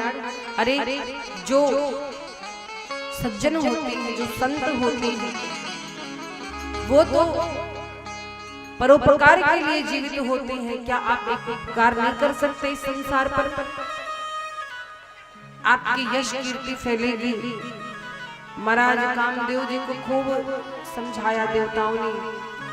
कामदेव जी कहते कोई बात नहीं, अगर मेरे शरीर त्यागने से, मेरी मृत्यु से जगत का कल्याण होता है तो मैं आप सभी का कार्य करने को तैयार हूँ। कामदेव जी आए कहाँ? जहां पर शिव जी तपस्या कर रहे थे। और महाराज कामदेव जी पहुंचे हैं। एक आम का वृक्ष था, उसी आम के वृक्ष पर कामदेव चढ़ गए और वृक्ष पर चढ़ करके पुष्प का धनुष बाण संधान किया है। जैसे कामदेव जी ने पुष्पों के धनुष बाण को प्रत्यंचा चढ़ाई है, ऋतुएं सब आकर उपस्थित हो गई। और महाराज जैसे ही कामदेव जी ने निशाना दिखाया शिव जी के हृदय पर और संधान करके 5 बाण एक साथ छोड़े। शिव जी के हृदय पर आकर के वो बाण लगे कामदेव की। और जैसे बाण लगे महाराज कामदेव का प्रभाव ऐसा हुआ, पूरे संसार में जो मर्यादा थी वो समाप्त होने लगी। ब्रह्मचर्य व्रत संयम मनाना, धीरज धर्म ज्ञान निधाना। कामदेव आम की डाली पे बैठकर जैसे संधान किए हैं, 5 बाण कान तक खींचकर शिव जी पर छोड़े। और महाराज पूरी मर्यादा समाप्त हो गई। नदियां समुद्र से मिलने लगी। सभी काम के वश हो गए, काम के अधीन हो गए। शिव जी के हृदय में जैसे बाण लगा, शिव जी के नेत्र खुले। शिव जी क्रोध में है। और महाराज ऐसे क्रोध में आए शिव जी, सामने कामदेव आम के वृक्ष पर है। शिव जी के जागते ही कामदेव भयभीत हो गए। जैसे भयभीत हुए थर-थर कांपने लगे। जान गए कि अब हम बचेंगे नहीं। भगवान भोलेनाथ क्रोध में, कामदेव डर से कांपने लगे तो आम के पत्ते हिले। शिव जी ने देखा तो सामने कामदेव धनुष बाण लिए खड़े। शिव जी क्रोध में है। क्या किया? तब शिव तीसर नयन उघारा, चितवत काम भयऊ जरी छारा। बोलो शंकर भगवान की। शिव जी ने अपना तीसरा नेत्र खोल दिया और तीसरा नेत्र खोलते ही कामदेव जलकर भस्म हो गए। कामदेव की पत्नी रति रोने लगी। आई भोलेनाथ के चरणों में गिर पड़ी। प्रभु हमारे पति समाप्त हो गए, बताइए अब हमारा क्या होगा? भगवान भोलेनाथ को दया आई। भगवान भोलेनाथ कहते रति देवी अब आप प्रतीक्षा करिए। आपके पति इस संसार में अब शरीर में तो नहीं पर वायु रूप में रहेंगे। और जब भगवान कृष्ण यदुवंश में आएंगे द्वापर में, तो उनके पुत्र प्रद्युम्न के रूप में आपके पति आएंगे। तब आपकी भेंट आपके पति से होगी। तब तक आप प्रतीक्षा करो। रति प्रणाम करके गई। अब महाराज भोलेनाथ क्रोध में है, सारे देवता डर गए। कोई विवाह के लिए कह नहीं पा रहा है क्योंकि बाबा क्रोध में है। तो सारे देवता अपने अपने विमानों पर आरूढ़ हुए पहुंचे भगवान भोलेनाथ के पास और सब पृथक पृथक स्तुति गा रहे हैं भगवान भोलेनाथ को मनाने के लिए, क्योंकि भोले बाबा कौन है, एक ही पल में खुश भी हो जाते हैं और एक ही पल में नाराज। तो बाबा क्रोध में है। सबने शिव जी की प्रशंसा आरंभ की, इसलिए कि बाबा जल्दी से खुश हो जाएं, विवाह करेंगे तभी कोई कार्य आगे होगा। तो सभी स्तुति गा रहे, मना रहे भोले बाबा को। बोलो शंकर भगवान की। शिव समान कोई दाता नहीं, विपद विदारण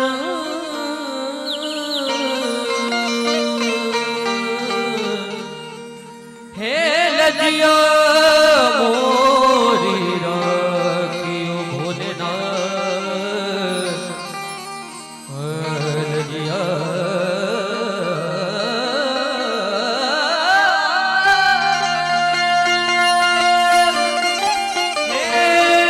लजिया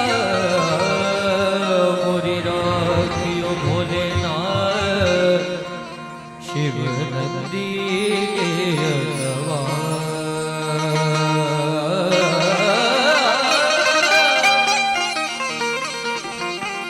कैलाश के निवासी, कैलाश के निवासी, नम बार बार हो, कैलाश के निवासी, नम बार बार हो,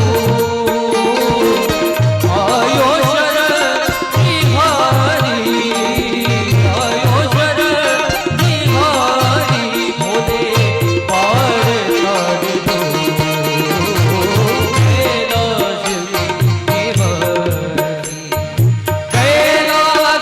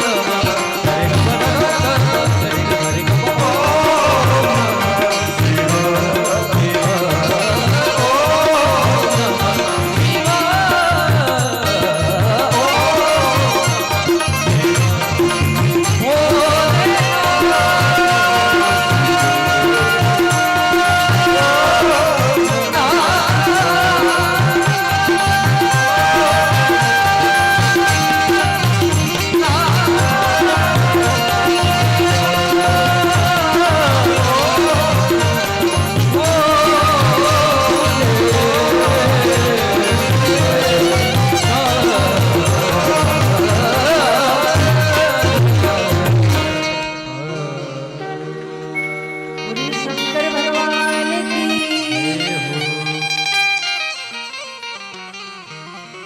सारे देवता पृथक पृथक भगवान भोलेनाथ की स्तुति करते हैं। और महाराज जब स्तुति गाई है तो भगवान भोलेनाथ बड़े प्रसन्न हो गए। प्रसन्न हुए बाबा और महाराज पूछा कि कहिए देवताओं आप सभी इतने एक साथ क्यों आए हैं? अब देवता बोल नहीं पा रहे हैं। क्या कहा? ब्रह्मा जी आगे आए, बोले बाबा ये सारे देवता हैं, ये अपनी अपनी आंखों से आपका विवाह देखना चाहते हैं। सकल सुरन की हृदय अस शंकर परम उछाओ, निज नयनन देखा चाहे नाथ तुम्हारे विवाह। हे नाथ आपका विवाह देखना चाहते हैं सब अपनी आंखों से। और जब भोले बाबा ने बात सुनी तो भोले बाबा कहते एक बात बताइए, विवाह हमारा होगा, परेशान आप लोग क्यों हैं? हमारे विवाह से आपका क्या लेना देना है? सही बताइए आप लोग आए क्यों हैं? और महाराज इस संसार में कहा गया ना कि जितने लोग हैं सब स्वार्थी हैं, अपने मतलब से जुड़े हैं। बाबा कहते हैं कि आप लोग कोई बहुत बड़ी योजना लेकर के आए, ऐसे तो नहीं आते। अब साफ साफ बताइए हमारे विवाह से आपका क्या लाभ? इंद्र देवता बोले प्रभु तारकासुर नाम का एक असुर है, उसने तपस्या कर वरदान प्राप्त कर लिया है, वो मरेगा तो केवल आपके द्वारा उत्पन्न हुए पुत्र के हाथों। बाबा कहे अच्छा ये बात है, अब पता चला। वही तो हम सोचे विवाह हमारा परेशान आप लोग क्यों है इतना? देवता कहते कृपा करिए ना सरकार, विवाह करने से। और महाराज जैसे शिव जी ने सभी देवताओं को देखा, सब प्रार्थना कर रहे, शिव जी मुस्कुराए। शिव जी कहते अच्छा चलो हम विवाह के लिए तैयार हैं। इतना सुनना था महाराज, तब तो सब खुश हो गया। बाबा ने विवाह के लिए हाँ कर दिया। तुरंत ब्रह्मा जी ने सप्तऋषियों को भेजा हिमांचल राज के यहाँ। हिमांचल राज के यहाँ से मुहूर्त निकलवा करके सप्तऋषि ले आए और ब्रह्मा जी ने बाज करके लग्न पत्रिका सबको सुनाई और कहा फला फला तिथि को सब लोग तैयार रहिएगा, विवाह के मुहूर्त है। अच्छा एक बात और, भगवान भोलेनाथ का विवाह आप सभी लोग किस दिन मनाते हैं? महाशिवरात्रि पर वास्तव में महाशिवरात्रि के दिन बाबा का विवाह नहीं हुआ था। तो महाशिवरात्रि पर्व पर क्या हुआ था? शिवलिंग का प्राकट्य हुआ था, ना कि विवाह हुआ था। विवाह की तिथि कुछ और है। शिव महापुराण में वर्णित है बाबा का विवाह कब हुआ था? वैशाख शुक्ल पक्ष की पंचमी तिथि को हुआ था, दिन था गुरुवार।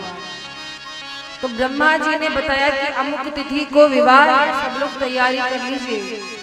अच्छा हाँ, ब्रह्मा जी ने सभी देवताओं को सावधान किया कि देवतागण ध्यान से सुनिए, बाबा की बारात फला तिथि को इतने बजे निकलेगी, लेकिन गाड़ी घोड़ा की व्यवस्था अपनी करके आना, दुल्हा के भरोसे मत आना, अपने अपने वाहन को खुद लेकर के आना, क्योंकि दुल्हा के पास खुद ही कोई वाहन, न गाड़ी है न घोड़ा है। इसलिए आप लोग अपनी तैयारी से आइएगा। सारे देवता हंसने लगे और महाराज समय आया, विवाह की तारीख आई, तिथि आई। सारे देवता अपने अपने विमानों को सजाने लगे। अच्छा देखो, विवाह की तिथि आई, कैलाश पर भोले बाबा मौन बैठे हैं, अभी उनके घर में कोई तैयारी है, लेकिन देवताओं के यहाँ बाजे बजने लगे, अप्सराएं नाचने लगी। बाराती लोग उत्सव शुरू कर दिए, दुल्हा का कुछ पता ही नहीं। लगी सवारन सकल सुर, वाहन विविध विधान, हो ही सगुन मंगल सुबह, करही अक्षरा गान। समय आया, अब देखो सब अपने अपनी तैयारी में है। इंद्र देवता अपने उजर के हाथी को ऐरावत को खूब बढ़िया नहला रहे हैं। नहला कर बढ़िया फूलों की माला पहनाई, इत्र लगाया। इंद्रदेव को देखा अपने वाहन को स्नान कराते तो यमराज जी जल गए। अपने भैंसे को नहलाने लगे काले वाले, और उसको 2 ठो लगाई वो किए, तुम ही हमारी नाक कटवाओगे, बाकी सब गोरे गोरे लग रहे, तुम करिया करिया लग रहे। शैम्पू वैम्पू करके भैंसे को तैयार किया, माला पहनाई। इंद्रदेव बोले काला है काला ही रहेगा, हमारी कंपटीशन में ना रहो। इधर महाराज विष्णु भगवान ने गरुड़ जी को सजाया, बढ़िया फूलों की माला पहनाई, तिलक लगाया। अब इधर कुबेर जी के पास तो पुष्पक विमान है, बड़ा वाला एरोप्लेन। 2-4 देवता आए, बोले हमें भी एडजस्ट कर लो, इतना बड़ा विमान अकेले लेकर जाओगे, हमें भी बैठा लेना। कुबेर जी बोले बैठ ही जाना, पीछे बैठना। तो उसमें आजकल चाइना वाली लाइट नहीं आती है जो दिवाली में आप लोग लगाते हैं, तो वो चाइना वाली लाइट से बढ़िया उस विमान को सजा दिया गया। सारे देवता अपने अपने विमान को सजा रहे हैं। और महाराज जिसके यहाँ विवाह है वो मौन बैठा है। भोले बाबा से आज बड़ों ने कहा, बाबा आपका विवाह। बाबा कहते पता है बाबा, घर में कुछ है नहीं, कैसे सजाए आपको, आज आप दुल्हा बनेंगे, दुल्हे का श्रृंगार होता है, तो घर में कुछ नहीं, क्या करें। भोले बाबा मुस्कुराए, बोले घर में कुछ तब तो होगा जब हमारे पास घर होगा, हमारे पास तो घर ही नहीं है। जब घर ही नहीं है तो सामान कहाँ से होगा। गढ़ कहते हैं फिर भी बाबा आज आपका मेकअप करना पड़ेगा, आज आप दुल्हा हो। बाबा बोले क्या क्या लगता है। बोले बाबा विवाह में दुल्हा मोरा पहनता है, शीश पर मोरा रखा जाता है, विवाह का नियम होता है। दुल्हा मोरा पहनकर सुशोभित होता है। बाबा कहते हैं अच्छा फिर उस मोरे का क्या किया जाता है। गढ़ बोले उसको जल में प्रवाहित कर देते। बाबा कहते हैं ना, हमें ऐसा मोरा मत पहनाना जिसे जल में प्रवाहित कर दिया जाए। जो शिव के शीश पर एक बार आ जाए फिर वो जल में प्रवाहित नहीं किया जाएगा। मोरा ऐसा बनाना जो सदैव मेरी शीश पर ही रहे। बाबा का भाव देखिए। देवताओं ने कहा क्या किया जाए, तो याद आया कि प्रभु ने जब कामदेव को भस्म किया था, काम दहन के समय क्रोध में उनकी जटाएं खुल गई थी। तो क्या किया, नंदी भृंगी आज भगवान शिव का श्रृंगार कर रहे हैं। जिन्होंने खुद कभी अपनी शक्ल शीशे में ना देखे हो, दर्पण में चेहरा ना देखा हो, आज वो मेकअप मैन बने बाबा का श्रृंगार कर रहे हैं। क्या किया, एक बड़ा सा सांप ले आए, बाबा की जटाओं को शीश पर ऐसे रखा और उसी सांप से बांध दिया। अब जटाएं ऐसी बड़ी सी शीश पर लगे, मोरा तैयार। गढ़ बोले बाबा चकाचक मोरा तैयार। अच्छा, जिस सांप से बांधा था उसकी पूंछ लटक रही थी, ऐसा लगे मोरे में लटकन लगी, लड़ियां लगी। नंदी भृंगी कहते वाह बाबा एक नंबर चकाचक मोरा बन गया। अब क्या किया जाए, अब तो गला सुना है, गले में भी कुछ होना चाहिए। तो गए शमशान से 10-20 खोपड़ी ले आए, एक बड़े से सांप को ला करके उस खोपड़ी को नर मुंडों की माला बनाई, बाबा के गले में पहना दी। बाबा बहुत अच्छे लग रहे हो। हाथों में क्या किया, छोटे छोटे सर्प को बांध दिया, वो कंगन बन गए। सांप का ही बाजू बंद बनाया। बोले कान में, तो कान में लाकर 2 ठो काला वाला बड़ा वाला बिच्छू पहना दिया। बाबा अब मस्त लग रहे हो, अच्छे लग रहे हो। नंदी बोले सब तो ठीक है पर बाबा का पाउडर नहीं लगाया अभी। बिना पाउडर के दूल्हा बारात नहीं जाता है। तो पाउडर कहाँ से? भृंगी बोले इससे पहले नहीं बता पाए थे, अभी शमशान गए थे ना, वहीं से ले आती बढ़िया, रुको जाती। गए और जो शमशान की राख थी ले आई, लाकर बाबा कोई सा पोता। बाबा है गोरे पर लग रहे करिया। भोले बाबा काले नहीं थे, भोले बाबा कर्पूर गौरम कपूर के समान गोरे हैं। ऐसा मेकअप आज हुआ है महाराज, एकदम करिया लगे।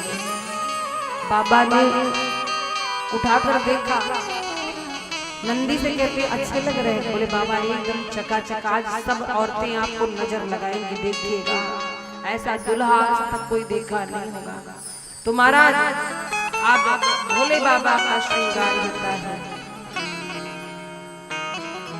शिव दुल्हा सरकार की सिंगार हो खता,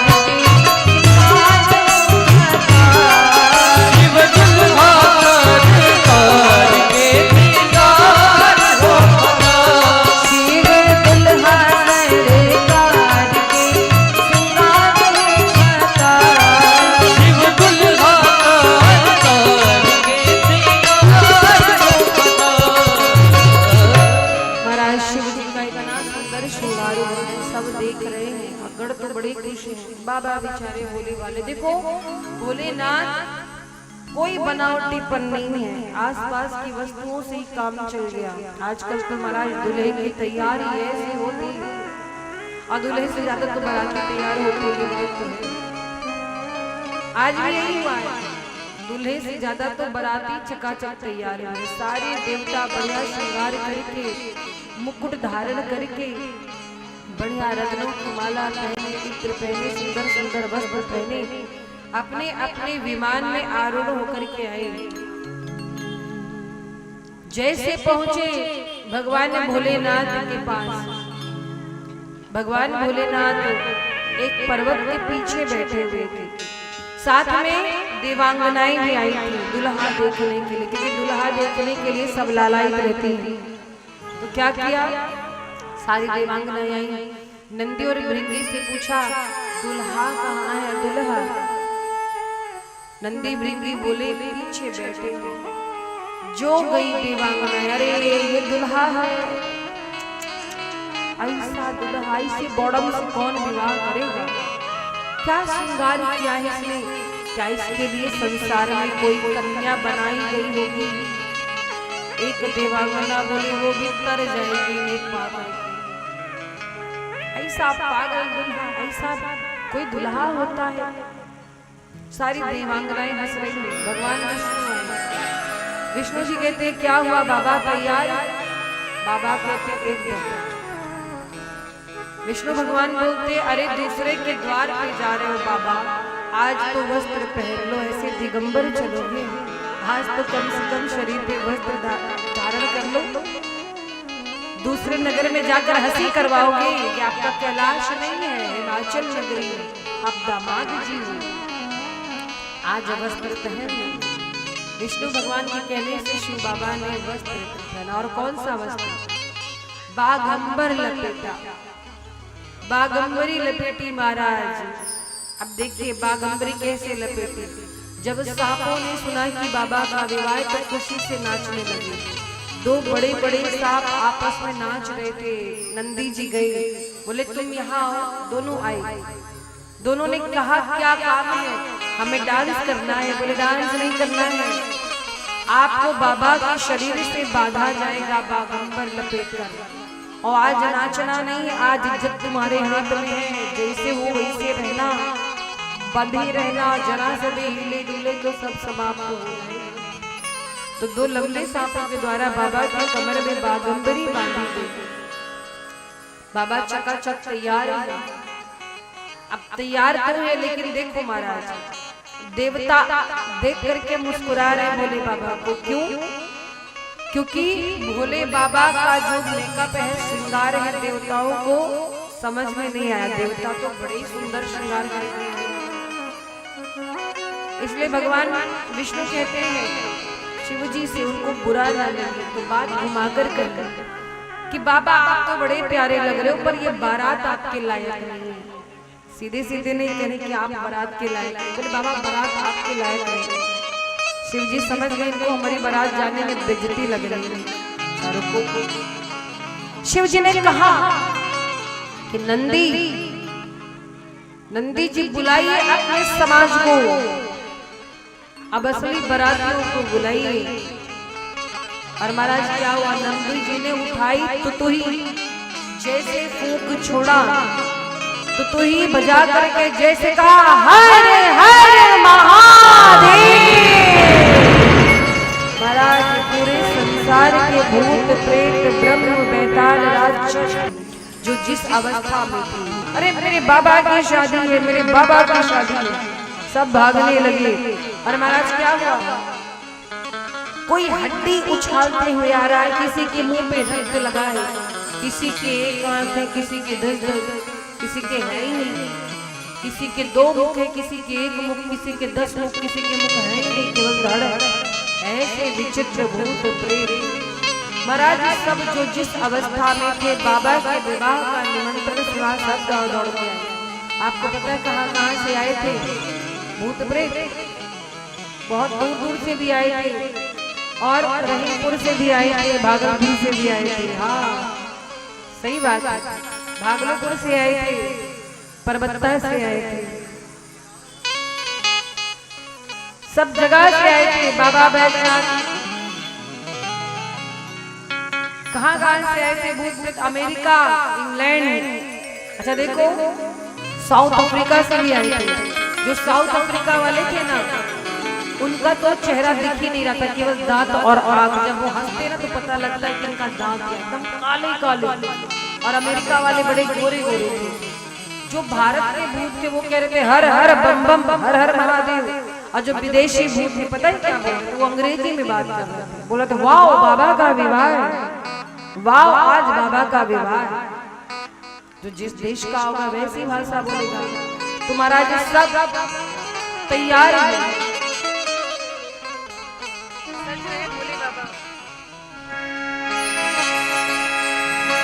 अब बारात चकाचक तैयार है। और महाराज बाबा बैठे नंदी जी पर। नंदी जी पर बैठे, वो भी कैसे पता है? जिधर नंदी जी का मुंह था उधर भोले बाबा की पीठ है। उल्टा बैठे,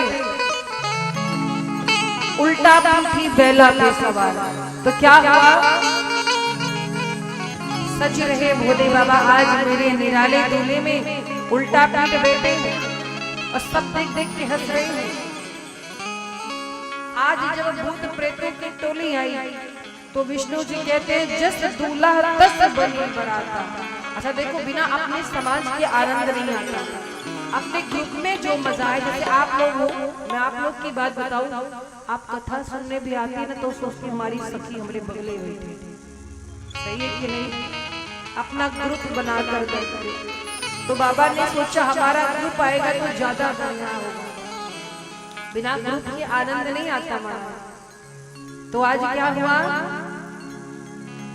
तैयार है बारात हिमाचल नगरी जाने के लिए। उधर हिमाचल राज में खूब बढ़िया बारात के लिए व्यवस्था की।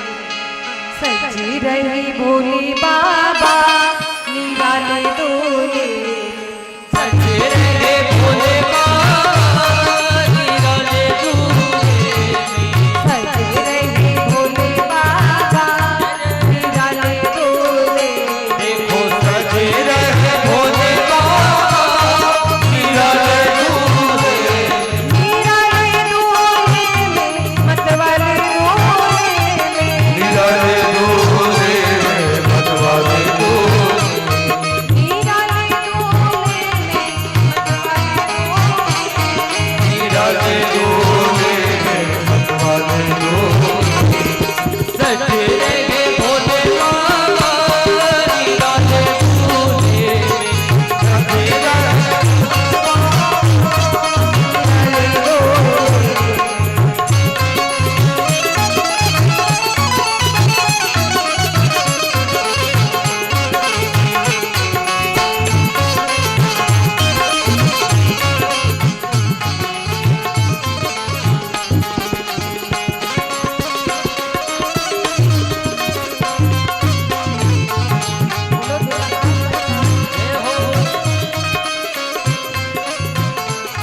है भेष निराला जय हो, पिए भंग का प्याला जय हो। कर जटा चढ़ाए जय हो, तन भस्म जमाए। ओढ़े में विशाला गले नाग की माला। है शीश पे गंगा मस्तक पे चंदा। तेरे डमरू साजे त्रिशूल विराजे। भूतों की लेके डोल चले हैं ससुराल। भूतों की लेके डोल शिव भोले जी दिगंबर है पहला बेदवा। शिव भोले जी दिगंबर है पहला बेदवा। तो सजे रहे भोले बाबा निराले दूल्हे। सजे रहे भोले बाबा निराले दूल्हे। अरे देखो भोले बाबा, देखो भोले बाबा चले हैं संग लेकर के भूतों की बारात। चले हैं संग लेकर के भूतों की बारात। तो सजे रहे भोले बाबा निराले दूल्हे। सजे रहे भोले बाबा निराले दूल्हे। सजे रहे भोले बाबा निराले दूल्हे। भोले बाबा निराले दूल्हे। सजे रहे भोले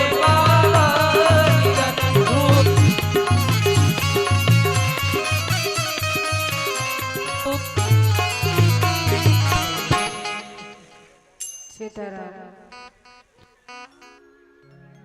भैया लाइट वाले वोल्टेज बाजा में देने का प्रयास करें। आवाज खींच रहा है थोड़ा, वोल्टेज बढ़वाइए भैया। जनरेटर का वोल्टेज बढ़ाने का प्रयास करें जो बाजा पे लाइट पे है। सीताराम। और इस प्रकार से बाबा की बारात चल पड़ी है। बारात में आगे कौन कौन है? सबसे पहले देवतागण है, बढ़िया श्रृंगार की अपने अपने विमान से। इसके बाद भूत प्रेतों की टोली है और इसके बाद भोले बाबा, वो भी उल्टा पीठ बैठे बैल पर, नंदी जी पर। तो हिमांचल राज ने अपनी बेटी पार्वती के विवाह की बड़ी सुंदर व्यवस्था की थी, बहुत सुंदर व्यवस्था की थी। और गांव के जितने लोग थे ना, घराती जिसे बोलते हैं, सारे घराती आज तैयारी करके बेटे की बारात आएगी तो हम सबको पानी पिलाएंगे। होता है कि नहीं? गांव के लोग किसी बेटे के विवाह में पूरी तैयारी करते हैं कि बाराती आएंगे तो पहले माला पहनाकर स्वागत करेंगे और स्वागत करके फिर पानी पिलाएंगे, शरबत पिलाएंगे, नाश्ता कराएंगे। तो सीताराम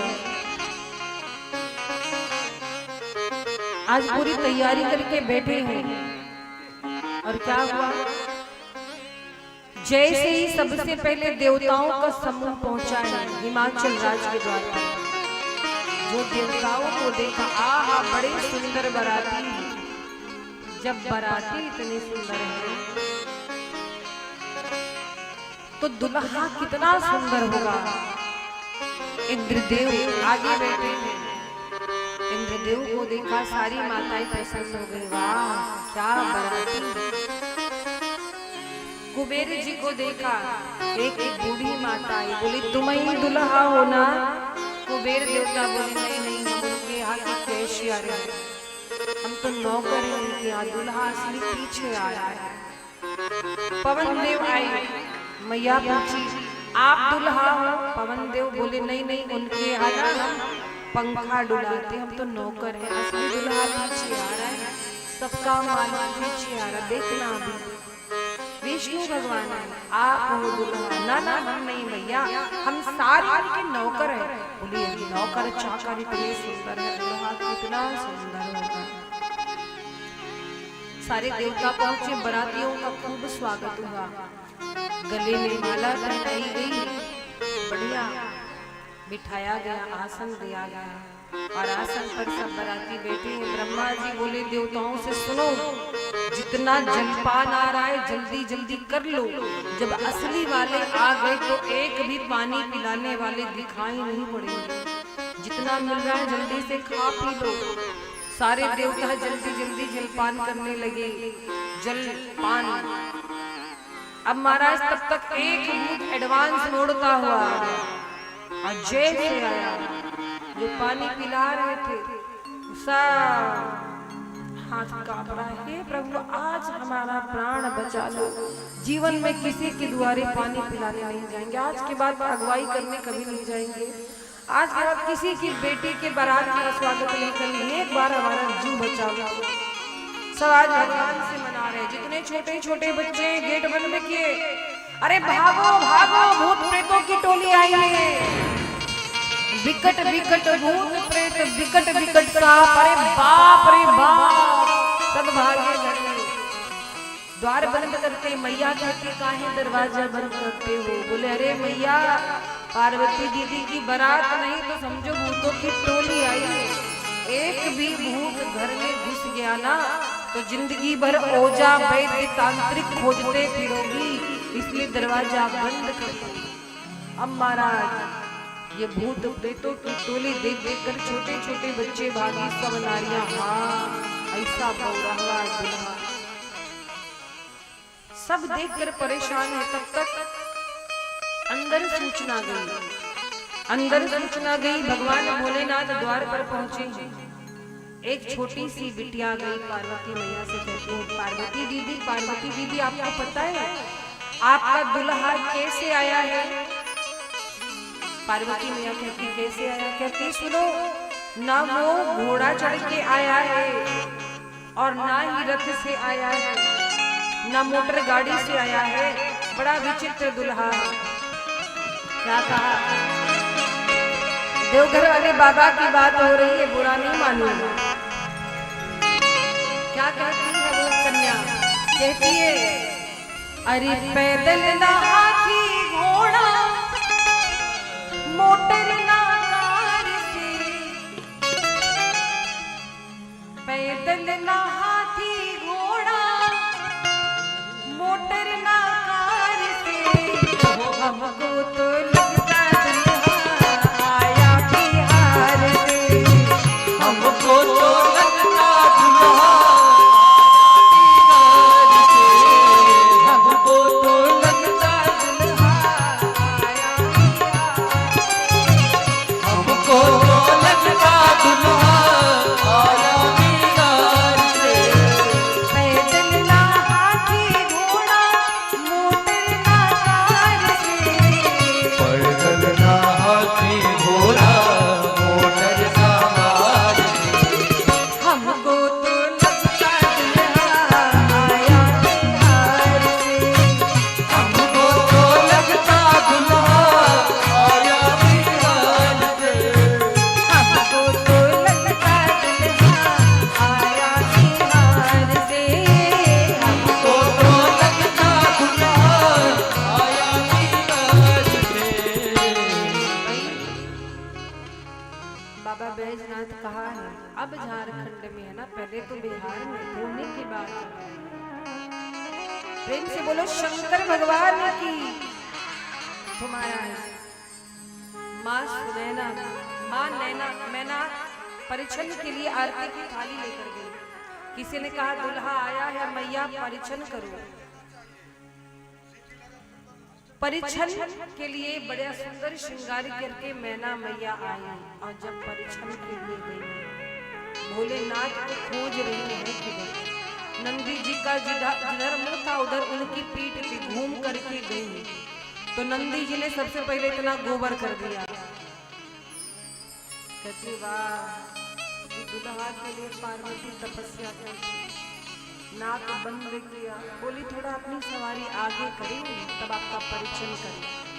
थोड़ा आगे बढ़ाया, तब परिछन की थाली लेकर जैसे परिछने चली, भोले बाबा के गले में नाग देवता उनको थोड़ी गर्मी लग रही थी, और जैसे गर्मी लगी ऊपर नीचे शीश कर रहे, और गर्मी के कारण जो फुफकार छोड़ी पार्वती जी की माँ, परिछन की थाली फेंक करके हाय भैया कहकर चिल्लाते हुए भागी, और जाकर पार्वती जी से कहती हैं कि पार्वती तेरे कर्म टूट गए।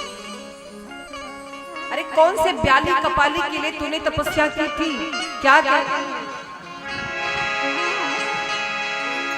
है पार्वती जी की माता, सासू जी परेली फेंकी परिछन के थाली है, सासू जी परेली फेंकी परिछन के थाली है, प्याली का पाली दुल्हा आइला मुंड माली है, प्याली का पाली दुल्हा आइला मुंड माली है, प्याली का पाली दुल्हा आइला मुंड माली है। प्याली का पाली दुल्हा आइला मुंड माली है। और क्या कहती है? अगुआ नारद जी उजले दुल्हा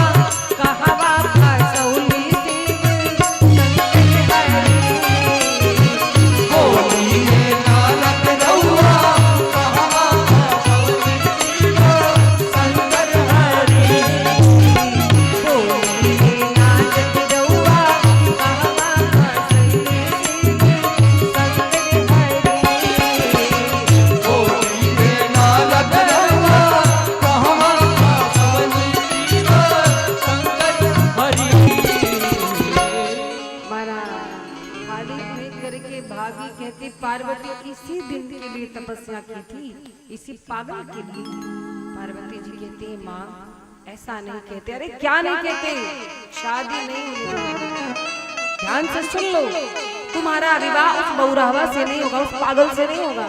तो शक्ल देखिए, ना बैठने का सहूर, ना कपड़े पहनने का सहूर।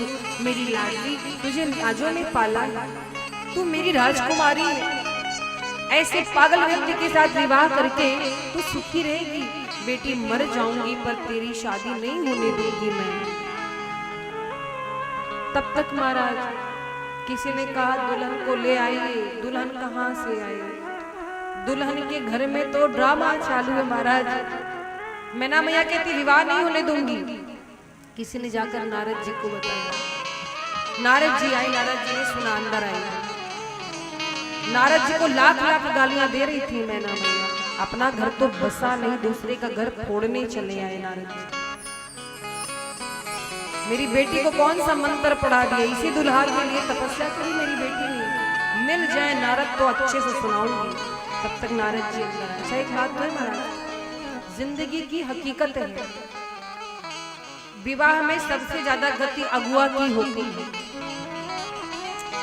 अगुआ विवाह तय करवाए, विवाह बढ़िया हो जाएगा तो कोई 1000-2000 जेब में नहीं रख देगा, भैया बढ़िया विवाह तुम करवाए।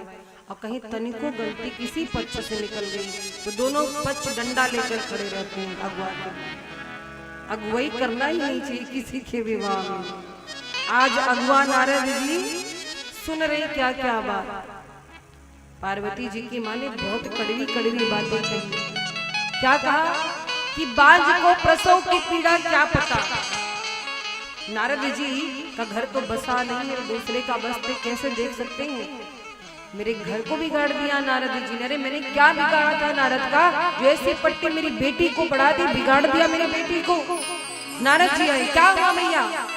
बोले नारद जी बात मत कीजिए, आपने बहुत गलत कार्य किया। नारद जी कहते हमने कौन सा गलत कार्य किया? आपकी बेटी के भाग्य में जो था मैंने उसी दुल्हा का पता बताया।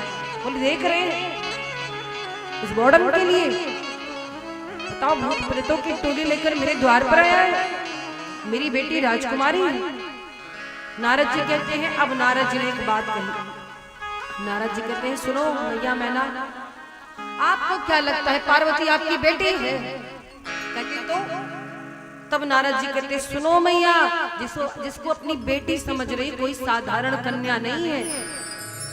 तब नारद सब ही समझावा, पूर्व कथा प्रसंग सुनावा। बोले आपको क्या लग रहा है इस जन्म में आप शिव जी से शादी नहीं होने दोगी? अरे जन्म जन्म से इनका शिव जी का साथ रहा है। इससे पहले सती रूप में थी तो भी शिव जी की पत्नी थी। आप जिसको अपनी बेटी समझ रहे हो वो आपकी बेटी नहीं है, वो तो जगत माता है, जगदम्बा है, आदि शक्ति पराम्बा। आप उसके भाग्य से मत डरो, आपकी बेटी जगत जननी जगदम्बा है और शिव जी जगत पिता है। इनकी जोड़ी तो सदा चिरकाल से चली आ रही है। और महाराज जी समझाया है, नारद जी समझा रहे हैं मैना मैया को। तब नारद सब ही समझावा, पूर्व कथा प्रसंग सुनावा। तब नारद सब ही समझावा, पूर्व कथा सुनावा। मैं ना सच सुनहु मम बानी, जगदम्बा तब सुता भवानी।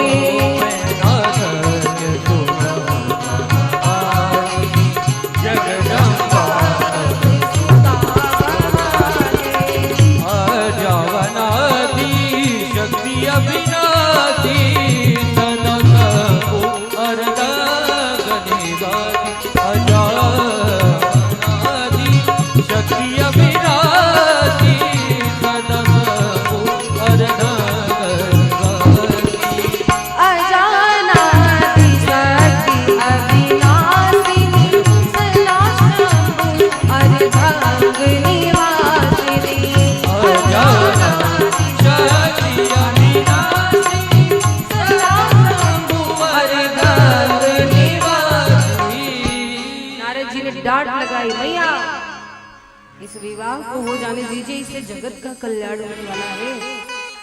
और जब सुना मैना मैया ने कि मेरी बेटी साक्षात जगत जननी जगदम्बा है, मैना मैया अपनी बेटी के चरणों में आज गिर पड़ी, माँ मुझे क्षमा कर देना। तो आपको साधारण कन्या समझ रही थी, क्षमा करना। और अब माँ की सखियों ने माँ का सुंदर श्रृंगार किया, सुंदर श्रृंगार किया है, खूब बढ़िया से लाल वस्त्र में तैयार किया, चुनरी उड़ाई, माँ को मंडप में लाया गया। इधर भोलेनाथ बाबा को देवताओं ने पीतांबरी धारण कराई और मंडप में लेके आई। अच्छा देखो, जो बाराती गए थे देवगण थे, वो तो मंडप में विवाह देखने बैठे, और जो दूसरे वाले असली वाले बाराती थे, पता है क्या हुआ? उनको भूख लग गई, भूत प्रेतों को उनको लगी भूख।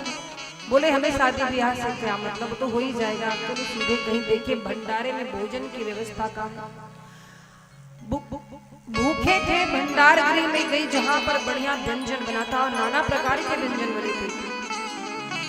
जो घराती थे बोले इनको बड़ी जल्दी थी, पहले इन्हीं को पवाओ। क्या किया? सारे घराती बोले भैया आप लोग बैठ जाओ, पंगत पवाते हैं आपको। बढ़िया आसन बिछाया गया, भूत प्रेत बैठे। अब सोने की थालियां परोसी गई। सबसे पहले पतले जो थालियां थी वो स्वर्ण थालियां थी, चांदी के गिलास लाकर सामने रखे गए। कटोरी चांदी की, चांदी की कटोरी, सोने की थाली, गिलास लाई गई। जब तक व्यंजन लाने गए भूत प्रेत इसी को व्यंजन समझ के थरिया कटोरिया चबा गए। उनको लगा ये भी कोई आइटम होगा। पत्तल दोने जब गायब हुए, व्यंजन लेकर आए हाथ में, लोग देखते थाली गायब। किसी ने कहा भैया इन लोग को खाने खिलाने झंझट छोड़ो, जब दोना पत्तल नहीं छोड़ रहे तो व्यंजन का क्या करेंगे? क्या किया? बोले ऐसा है छोड़ दो, भंडारे में खुद परोसेंगे खुद पा लेंगे। और महाराज तभी से बफर सिस्टम आरंभ हुआ। बोलो शंकर भगवान की। ये बफर सिस्टम भोले बाबा के विवाह से शुरू हुआ। छोड़ दो, जिसका मन करे इस हौदे में मुंह डाल दे, कोई इसमें हाथ लगा दे, झूठे हाथ से खाए।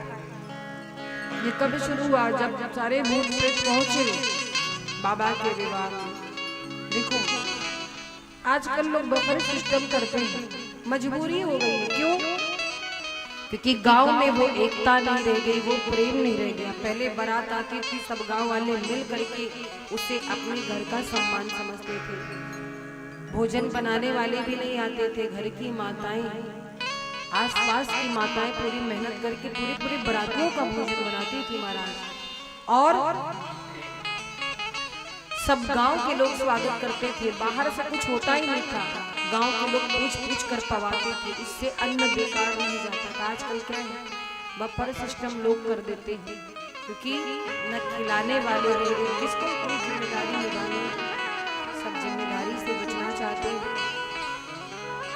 तो क्या किया, लोग भोजन कराने का ठेका ही नहीं लेना चाहते। और उसमें क्या होता है, पत्तलों में वो भी भोजन निकल जाते हैं जो लोगों को नहीं पसंद है। कोई आइटम छूटता नहीं, ये भी खा ले वो भी खा ले, और इससे भोजन व्यर्थ होता है। सोचो कितने भोजन कितने अन्न नाली में जाते हैं, बोलो जाते कि इसे लिखा जाता है उतना ही लो थाली में, व्यर्थ न जाए नाली में। क्योंकि ये अन्न क्या है, ये अन्नपूर्णा मैया है। किसान कितनी मेहनत से अन्न उगाते हैं, तो उस परिश्रम को बेकार नहीं करना है। बफर सिस्टम लोग करते हैं, अच्छी बात है, लेकिन तब भी परोसने वालों को लगा दीजिए, नहीं तो लोग क्या करते हैं, अपने हाथ से भोजन निकालते हैं। कोई बड़ा बुजुर्ग हो, देखो बफर सिस्टम में एक समस्या क्या आती है, जो युवक हैं वो तो खड़े होकर भोजन पा लेते हैं, पर जो बुजुर्ग हैं बेचारे वो कहाँ जाए, बिना बैठे भोजन कर नहीं पाते। तो खड़े खड़े भोजन करना भी नहीं चाहिए। आपको पता है जो खड़े खड़े भोजन करते हैं ना, पानी खड़े खड़े पीते हैं, इससे घुटने की बीमारी होती है। जो आप लोग की घुटने में दर्द होता है, क्यों होता है? खड़े होकर पानी कभी नहीं पीना चाहिए, जल नहीं पीना चाहिए। जो भी खड़े होकर जल पीते हैं उनके घुटने जवाब देने लगते हैं। पहले तो बुढ़ापे में घुटने दर्द करते थे, आजकल तो युवा अवस्था में। तो महाराज ये जो शुरू हुआ बपर सिस्टम बाबा के विवाह से, इधर अब बाबा मंडप में है। मैया की सखियां सजाकर मंडप में ले आती हैं। अब बाबा और माँ का विवाह होगा। हम लोग भगवान शिव और माता पार्वती के जयमाल की तैयारी करेंगे। खूब आनंद के साथ बाबा का विवाह उत्सव मनाएंगे। बोलिए शंकर भगवान की।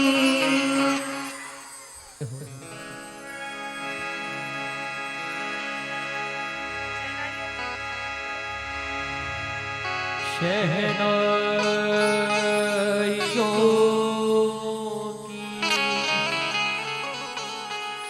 सदा कह रही है, खुशी की मुबारक घड़िया बोलो शंकर भगवान की। सजी सुर्ख जोड़े में चाँद सी दुल्हन ज़मीं पे फलक से परी आ गई है। तालियों की सेवा करते हुए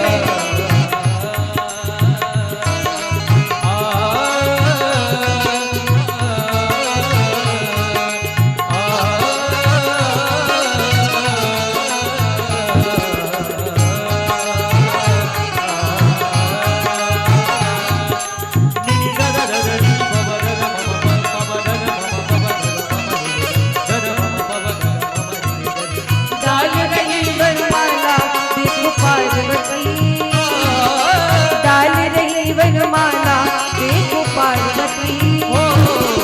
जय बोलो भोलेनाथ की।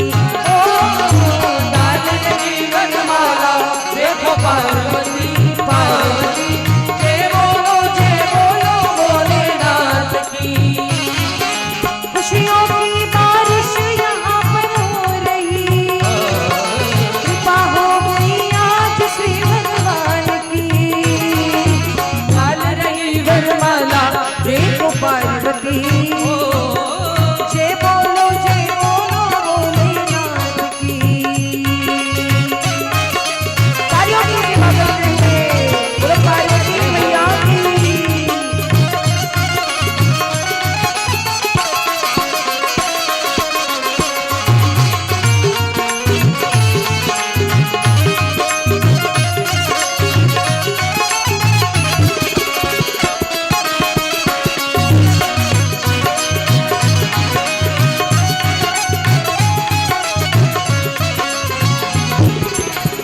और माँ पार्वती लाल जोड़ी में किसको किसको अच्छी लग रही है मैया?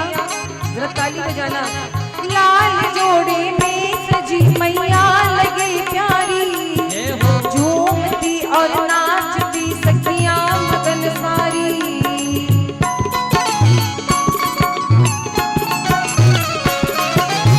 और देख कर श्रृंगार शिव का खूब मुस्काए, है अजब दूल्हा सभी के मन को ये भाए। कृपा हो गई आज श्री भगवान की। कृपा हो गई आज श्री भगवान की। जय बोलो भोलेनाथ की। ओ डाल रही वरमाला देखो पार्वती पार्वती। जय बोलो भोलेनाथ की। जय बोलो भोलेनाथ की। जय बोलो भोलेनाथ की। जय बोलो भोलेनाथ की। बोलिए शंकर भगवान की। उमापति महादेव की। महाराज भगवान भोलेनाथ का विवाह संपन्न हुआ है। सबसे पहले गणेश जी को प्रणाम किया गया। अब आप सोच रहे होंगे कि माता पिता के विवाह में गणेश जी की पूजा कैसे हुई? तो आदि गणेश की वंदना हुई। आदि गणेश को प्रणाम किया गया। मुनि अनुशासन गणपति पूज्यो शंभु भवानी को संशय करे जने सुर अनादि जीव जानी। आदि गणेश को प्रणाम करके पूजन आरंभ हुआ है। पानी ग्रहण हुआ है। पानी ग्रहण जब कीन महेशा ही हर्षे तब सकल सुरेशा। वेद मंत्र मुनि बर उच्चरहि जय जय जय शंकर सुर कहहि।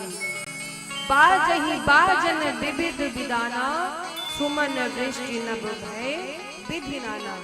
आकाश से पुष्पों की वर्षा होती है और महाराज भगवान भोलेनाथ माँ पार्वती का विवाह हुआ है। आइए हम सभी पार्वती मैया भोलेनाथ के विवाह का उत्सव जो अभी चल रहा है, थोड़ी देर चलेगा, अभी आपको नृत्य भी करना है, आज नाचना है, झूमना है कि बाबा का विवाह। लेकिन उसके पहले जिस प्रकार से मैया मैना ने और उनके पिता हिमांचल राज ने पार्वती जी का पांव पूजन किया है, अभी हमारे मुख्य यजमान जी करेंगे। तत्पश्चात जो भी भक्त माँ पार्वती भोलेनाथ को प्रणाम करना चाहेंगे, उनका पांव छूना चाहेंगे, पाद प्रक्षालन करना चाहेंगे, वो धीरे धीरे एक करके आ सकते हैं। लेकिन आप लोग इकट्ठे मत उठिएगा, ठीक है? एक एक करके आ सकते, प्रणाम कर सकते हैं। सबसे पहले मुख्य यजमान जी पूजन करेंगे। हो रमाए विभूति, हो रमाए विभूति उमा जी को लेकर। रमाए विभूति उमा जी को लेकर मेरा भोला भाला चलावा रहा है। रमाए विभूति उमा जी को लेकर, रमाए विभूति उमा जी को लेकर मेरा भोला भाला चलावा रहा है। रमाए विभूति, हो रमाए विभूति उमा जी को लेकर मेरा भोला भाला चलावा रहा है। रमाए विभूति उमा जी को लेकर मेरा भोला भाला चलावा रहा है। मेरा भोला भाला चलावा रहा है। भाग धतुरो की मस्ती में होकर, भाग धतुरो की मस्ती में होकर वो तालियों की सेवा करते हैं। चलावा रहा है। वो डमरू बजाता चलावा रहा है। रमाए विभूति, बोलो शंकर भगवान की, जय हो। पार्वती मैया की।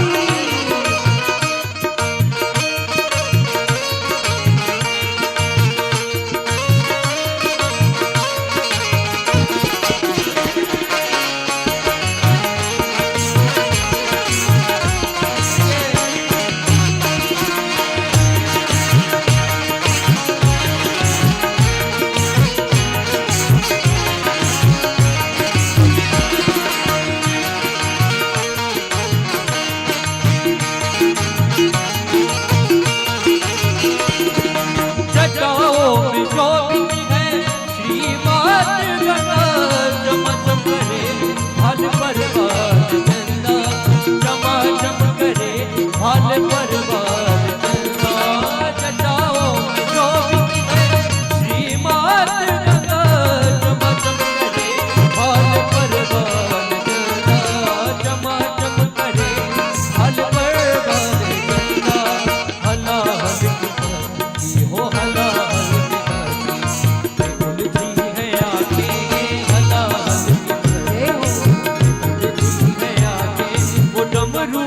और जो भी माताएं बहनें यदि पाँव पूजना चाहते हैं, बाबा भोलेनाथ माँ पार्वती आशीर्वाद लेना चाहते हैं, तो आप लोग आ सकते हैं। जिसका इच्छा हो आप आए। बाबा भोलेनाथ माँ पार्वती का पाँव पूजन हो रहा है, आप लोग भी आशीर्वाद कर ले। लेकिन शीघ्रता करें क्योंकि अभी कार्यक्रम और हो रहा है, अभी आपको नृत्य करना है। बारातियों को तो जल्दी जल्दी करें, समय इतना नहीं है, आप सभी जल्दी जल्दी आए। बोले शंकर भगवान की तालियों की सेवा करते हुए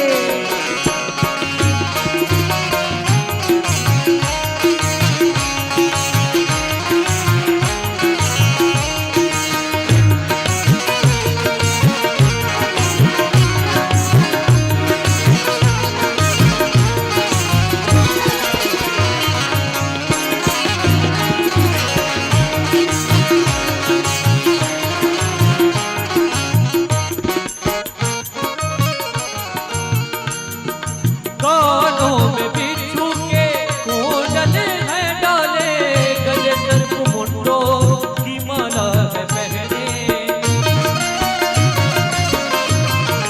ओ कानों में बिच्छू के कुंडल है डाले, गले सर्प मुंडों की माला है पहने, गले सर्प मुंडों की माला है पहने।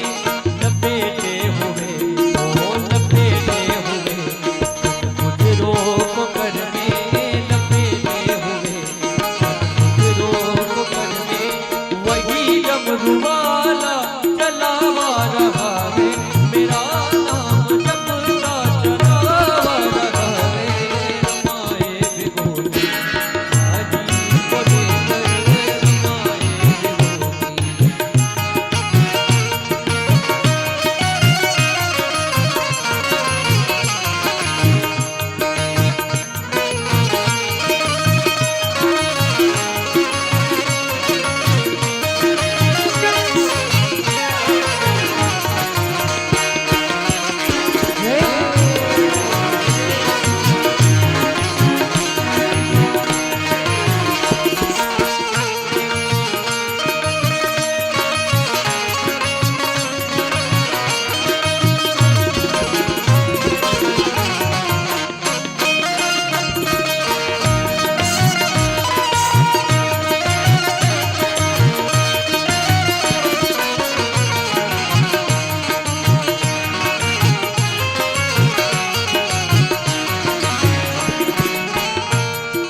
बगल में दबाए हुए मृग के छाला, कमर में बंधा है भगवर निराला,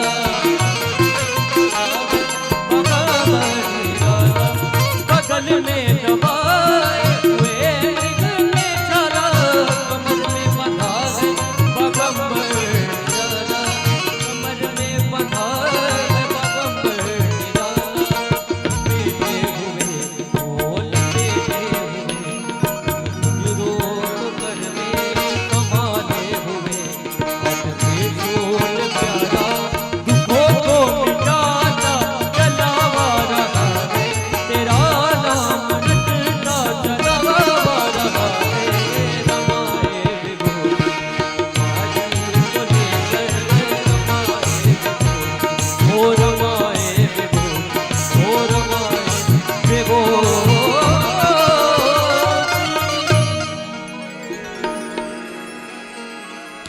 बोले शंकर भगवान की। जय हो। अच्छा ये बताइए कितने लोग को नृत्य करना आता है इसमें? सच बताइएगा कितने लोग को नृत्य करना आता है? आता है? चलिए जिनकी इच्छा हो वो नृत्य कर सकते हैं, क्योंकि बाबा की शादी है। विवाह में नृत्य करना चाहिए, क्योंकि दुनिया में आप बहुत सारे उत्सव होते हैं, आप नृत्य करते हैं, पर बाबा के विवाह में यदि नृत्य नहीं किए, भगवान के इस दरबार में नृत्य नहीं किए, तो फिर 84 लाख योनियों में नृत्य करना पड़ेगा। 84 लाख योनियों में नृत्य करने से बचना है तो बाबा के विवाह में नृत्य करिए। आइए मिल करके सभी लोग उत्सव मनाएंगे। आज भोलेनाथ की शादी है।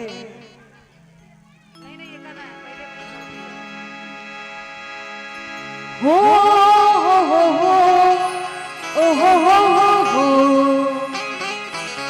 खाली ताली नहीं बजाना है। जिनको जिनको नाचना आता है वो उठ जाएंगे अपने स्थान पे, और जिनको नहीं आता है कोई बात नहीं।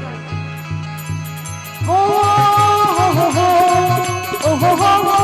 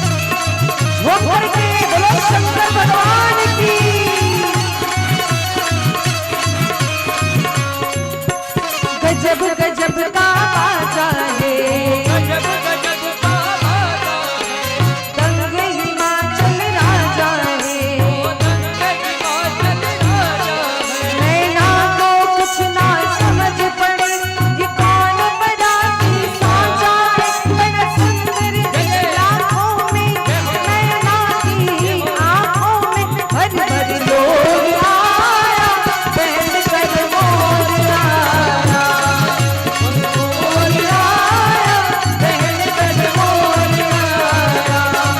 आज नैना के द्वारे बड़े अद्भुत है नजारे, एक आगोर आया, पहन कर मोर आया, आगोर आया, पहन कर मोर आया।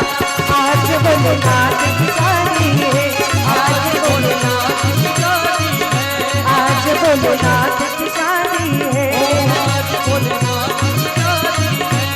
ओ नाथ की शादी है, मेरे भोलेनाथ की शादी है, ओ नाथ की शादी है, मेरे भोलेनाथ की शादी है।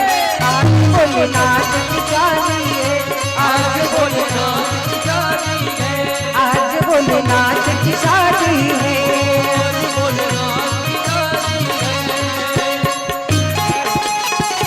रूप करके तालियों के रूप के वस्त्रों से बोलो शंकर भगवान की।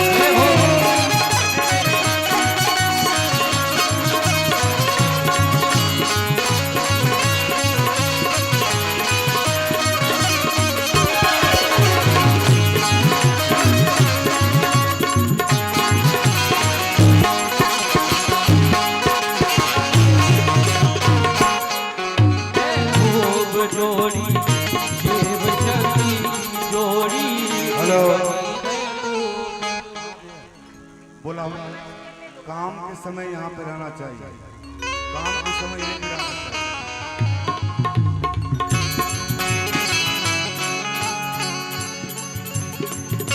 बनी है खूब जोड़ी शिव शक्ति की जोड़ी, बनी है खूब जोड़ी शिव शक्ति की जोड़ी। खुशी में गाते हैं मिला सजनी को साजन हो, खुशी में नाचे हैं मन मिला सजनी को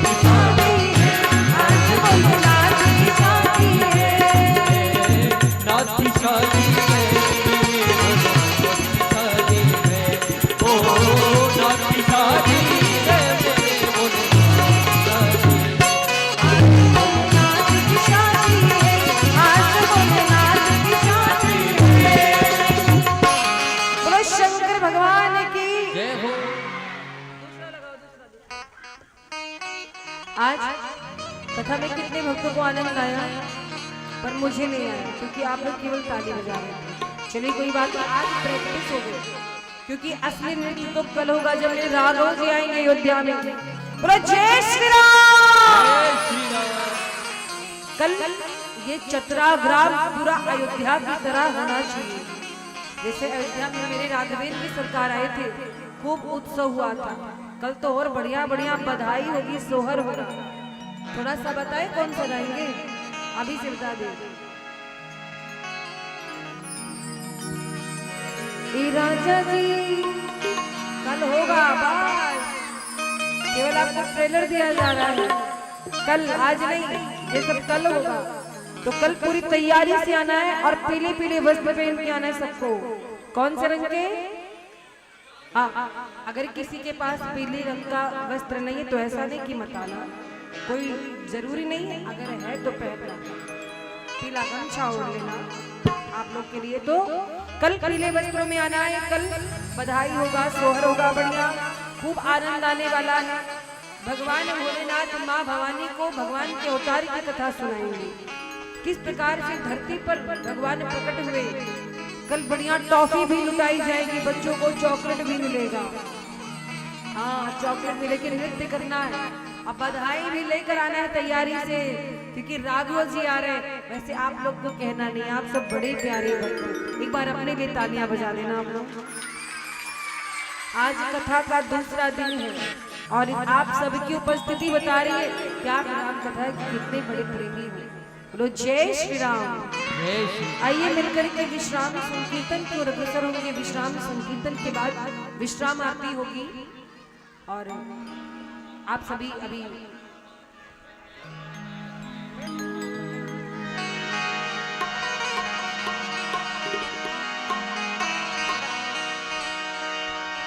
श्री राम।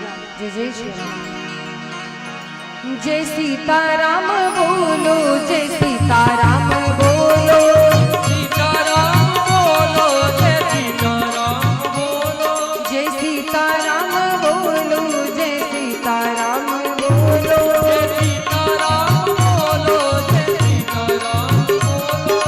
सीताराम बोलो, जय सीताराम बोलो, सीताराम बोलो, जय सीताराम बोलो, राधे श्याम बोलो, जय राधे श्याम बोलो, श्याम बोलो, जय राधे श्याम बोलो, जय सीताराम, जय सीताराम बोलो, जय सीताराम बोलो, जय सीताराम बोलो, जय सीताराम बोलो, ओम मंगलम ओंकार मंगलम, मंगलम ओंकार मंगलम, ओम मंगलम ओंकार मंगलम, ओम मंगलम ओंकार मंगलम, शिव मंगलम शिव नाम मंगलम, शिव मंगलम शिव नाम मंगलम, शिव मंगलम शिव नाम मंगलम, शिव नाम मंगलम, शिव नाम मंगलम। जय सीताराम बोलो, जय सीताराम बोलो, बोलो जय सीताराम बोलो, जय सीताराम बोलो, जय सीताराम बोलो, जय राधे श्याम बोलो, जय राधे श्याम बोलो,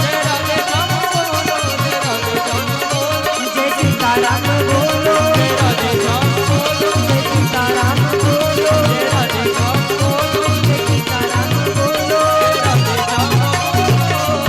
बोलो शंकर भगवान की, बोली हनुमान जी महाराज की, बोली रामलला सरकार की, बोली अयोध्या धाम की, चारों भैया की, सरयू मैया की, श्री राम जन्मभूमि की, नमः पार्वती पतये हर हर महादेव शंभो। हेलो सज्जनों, कल से 5:30 बजे कथा आरंभ।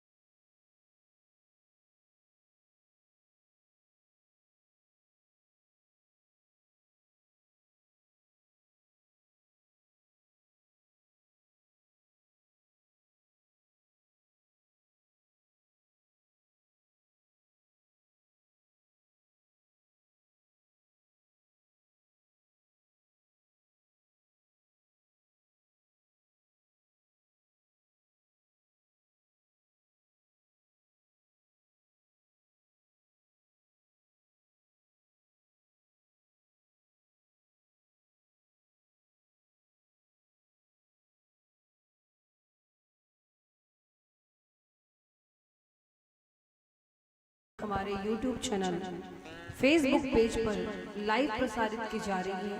YouTube चैनल का लिंक है कथा व्यास निशु भारद्वाज ऑफिशियल। आप सभी से एक ही आग्रह है इस व्यासपीठ की ओर से, आप सब कथा इस प्रांगण में बैठकर देख रहे हैं, हो सके तो अपने फ़ोन में चैनल को सब्सक्राइब करें और बेल आइकॉन को दबा करके सहयोग करें, क्योंकि आप चैनल को सब्सक्राइब किए होंगे तो आपको हर कथा का नोटिफिकेशन मिल जाएगा, चाहे वो शिव महापुराण कथा हो हम लोग के द्वारा गाई जाए या श्रीमद् भागवत कथा हो। कहीं भी हम लोग लाइव आएंगे तो आप लोग घर बैठे कथा को सुन लेंगे। है ना? तो कितने लोग सब्सक्राइब करेंगे जरा बताइए? बस, बाकी लोगों को क्या समस्या है? अच्छा, कितने लोगों के पास बड़ी वाली मोबाइल है एंड्रॉइड, जरा बताना। ये देखो सब छिपा लिए, कहीं मांग ना ले, अयोध्या लेके चले जाएंगे। अरे भैया हमें नहीं चाहिए आपको, केवल सब्सक्राइब कर देना चैनल को, बाकी मुझे आपके फोन से कोई लेना देना नहीं।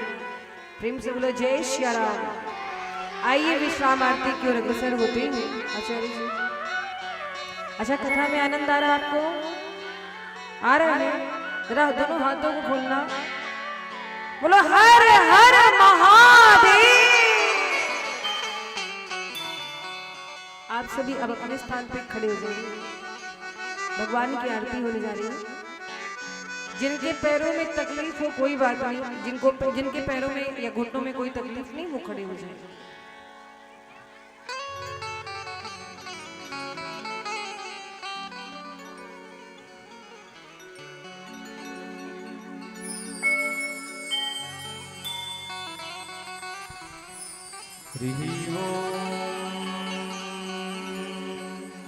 आरार्त्रिवार्तिभगोरजः विदुर्प्रायिदामभिः दिवः सजाकुशिबृहदेवीर्तद आद्वेखं वर्तते तामाः। आरती करो हरि हरि की करो, नटवर की भोले शंकर की आरती करो शंकर की। आरती करो हरि हरि की करो, नटवर की भोले शंकर की आरती करो शंकर की।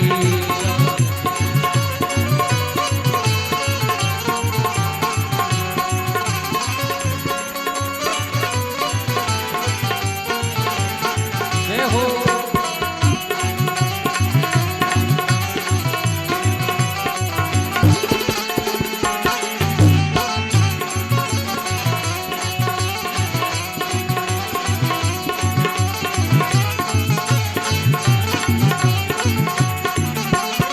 सिर पे शीश का मुकुट सवारे,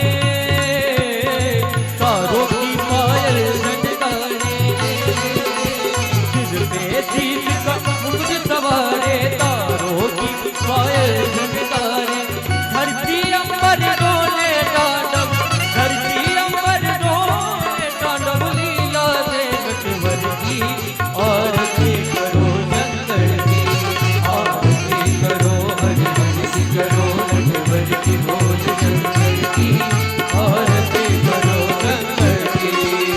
मुंडों का हार पहनने वाले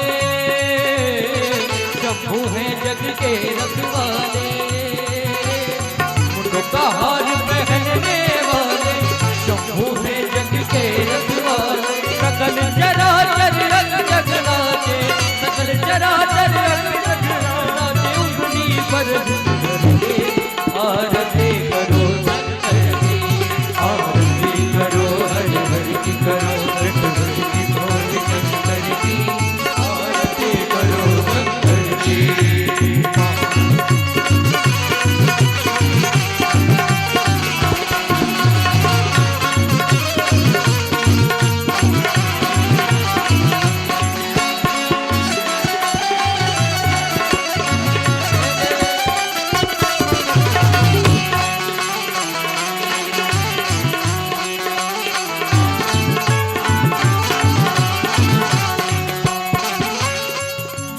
महादेव जय जय शिव शंकर, जय गंगाधर जय डमरूधर।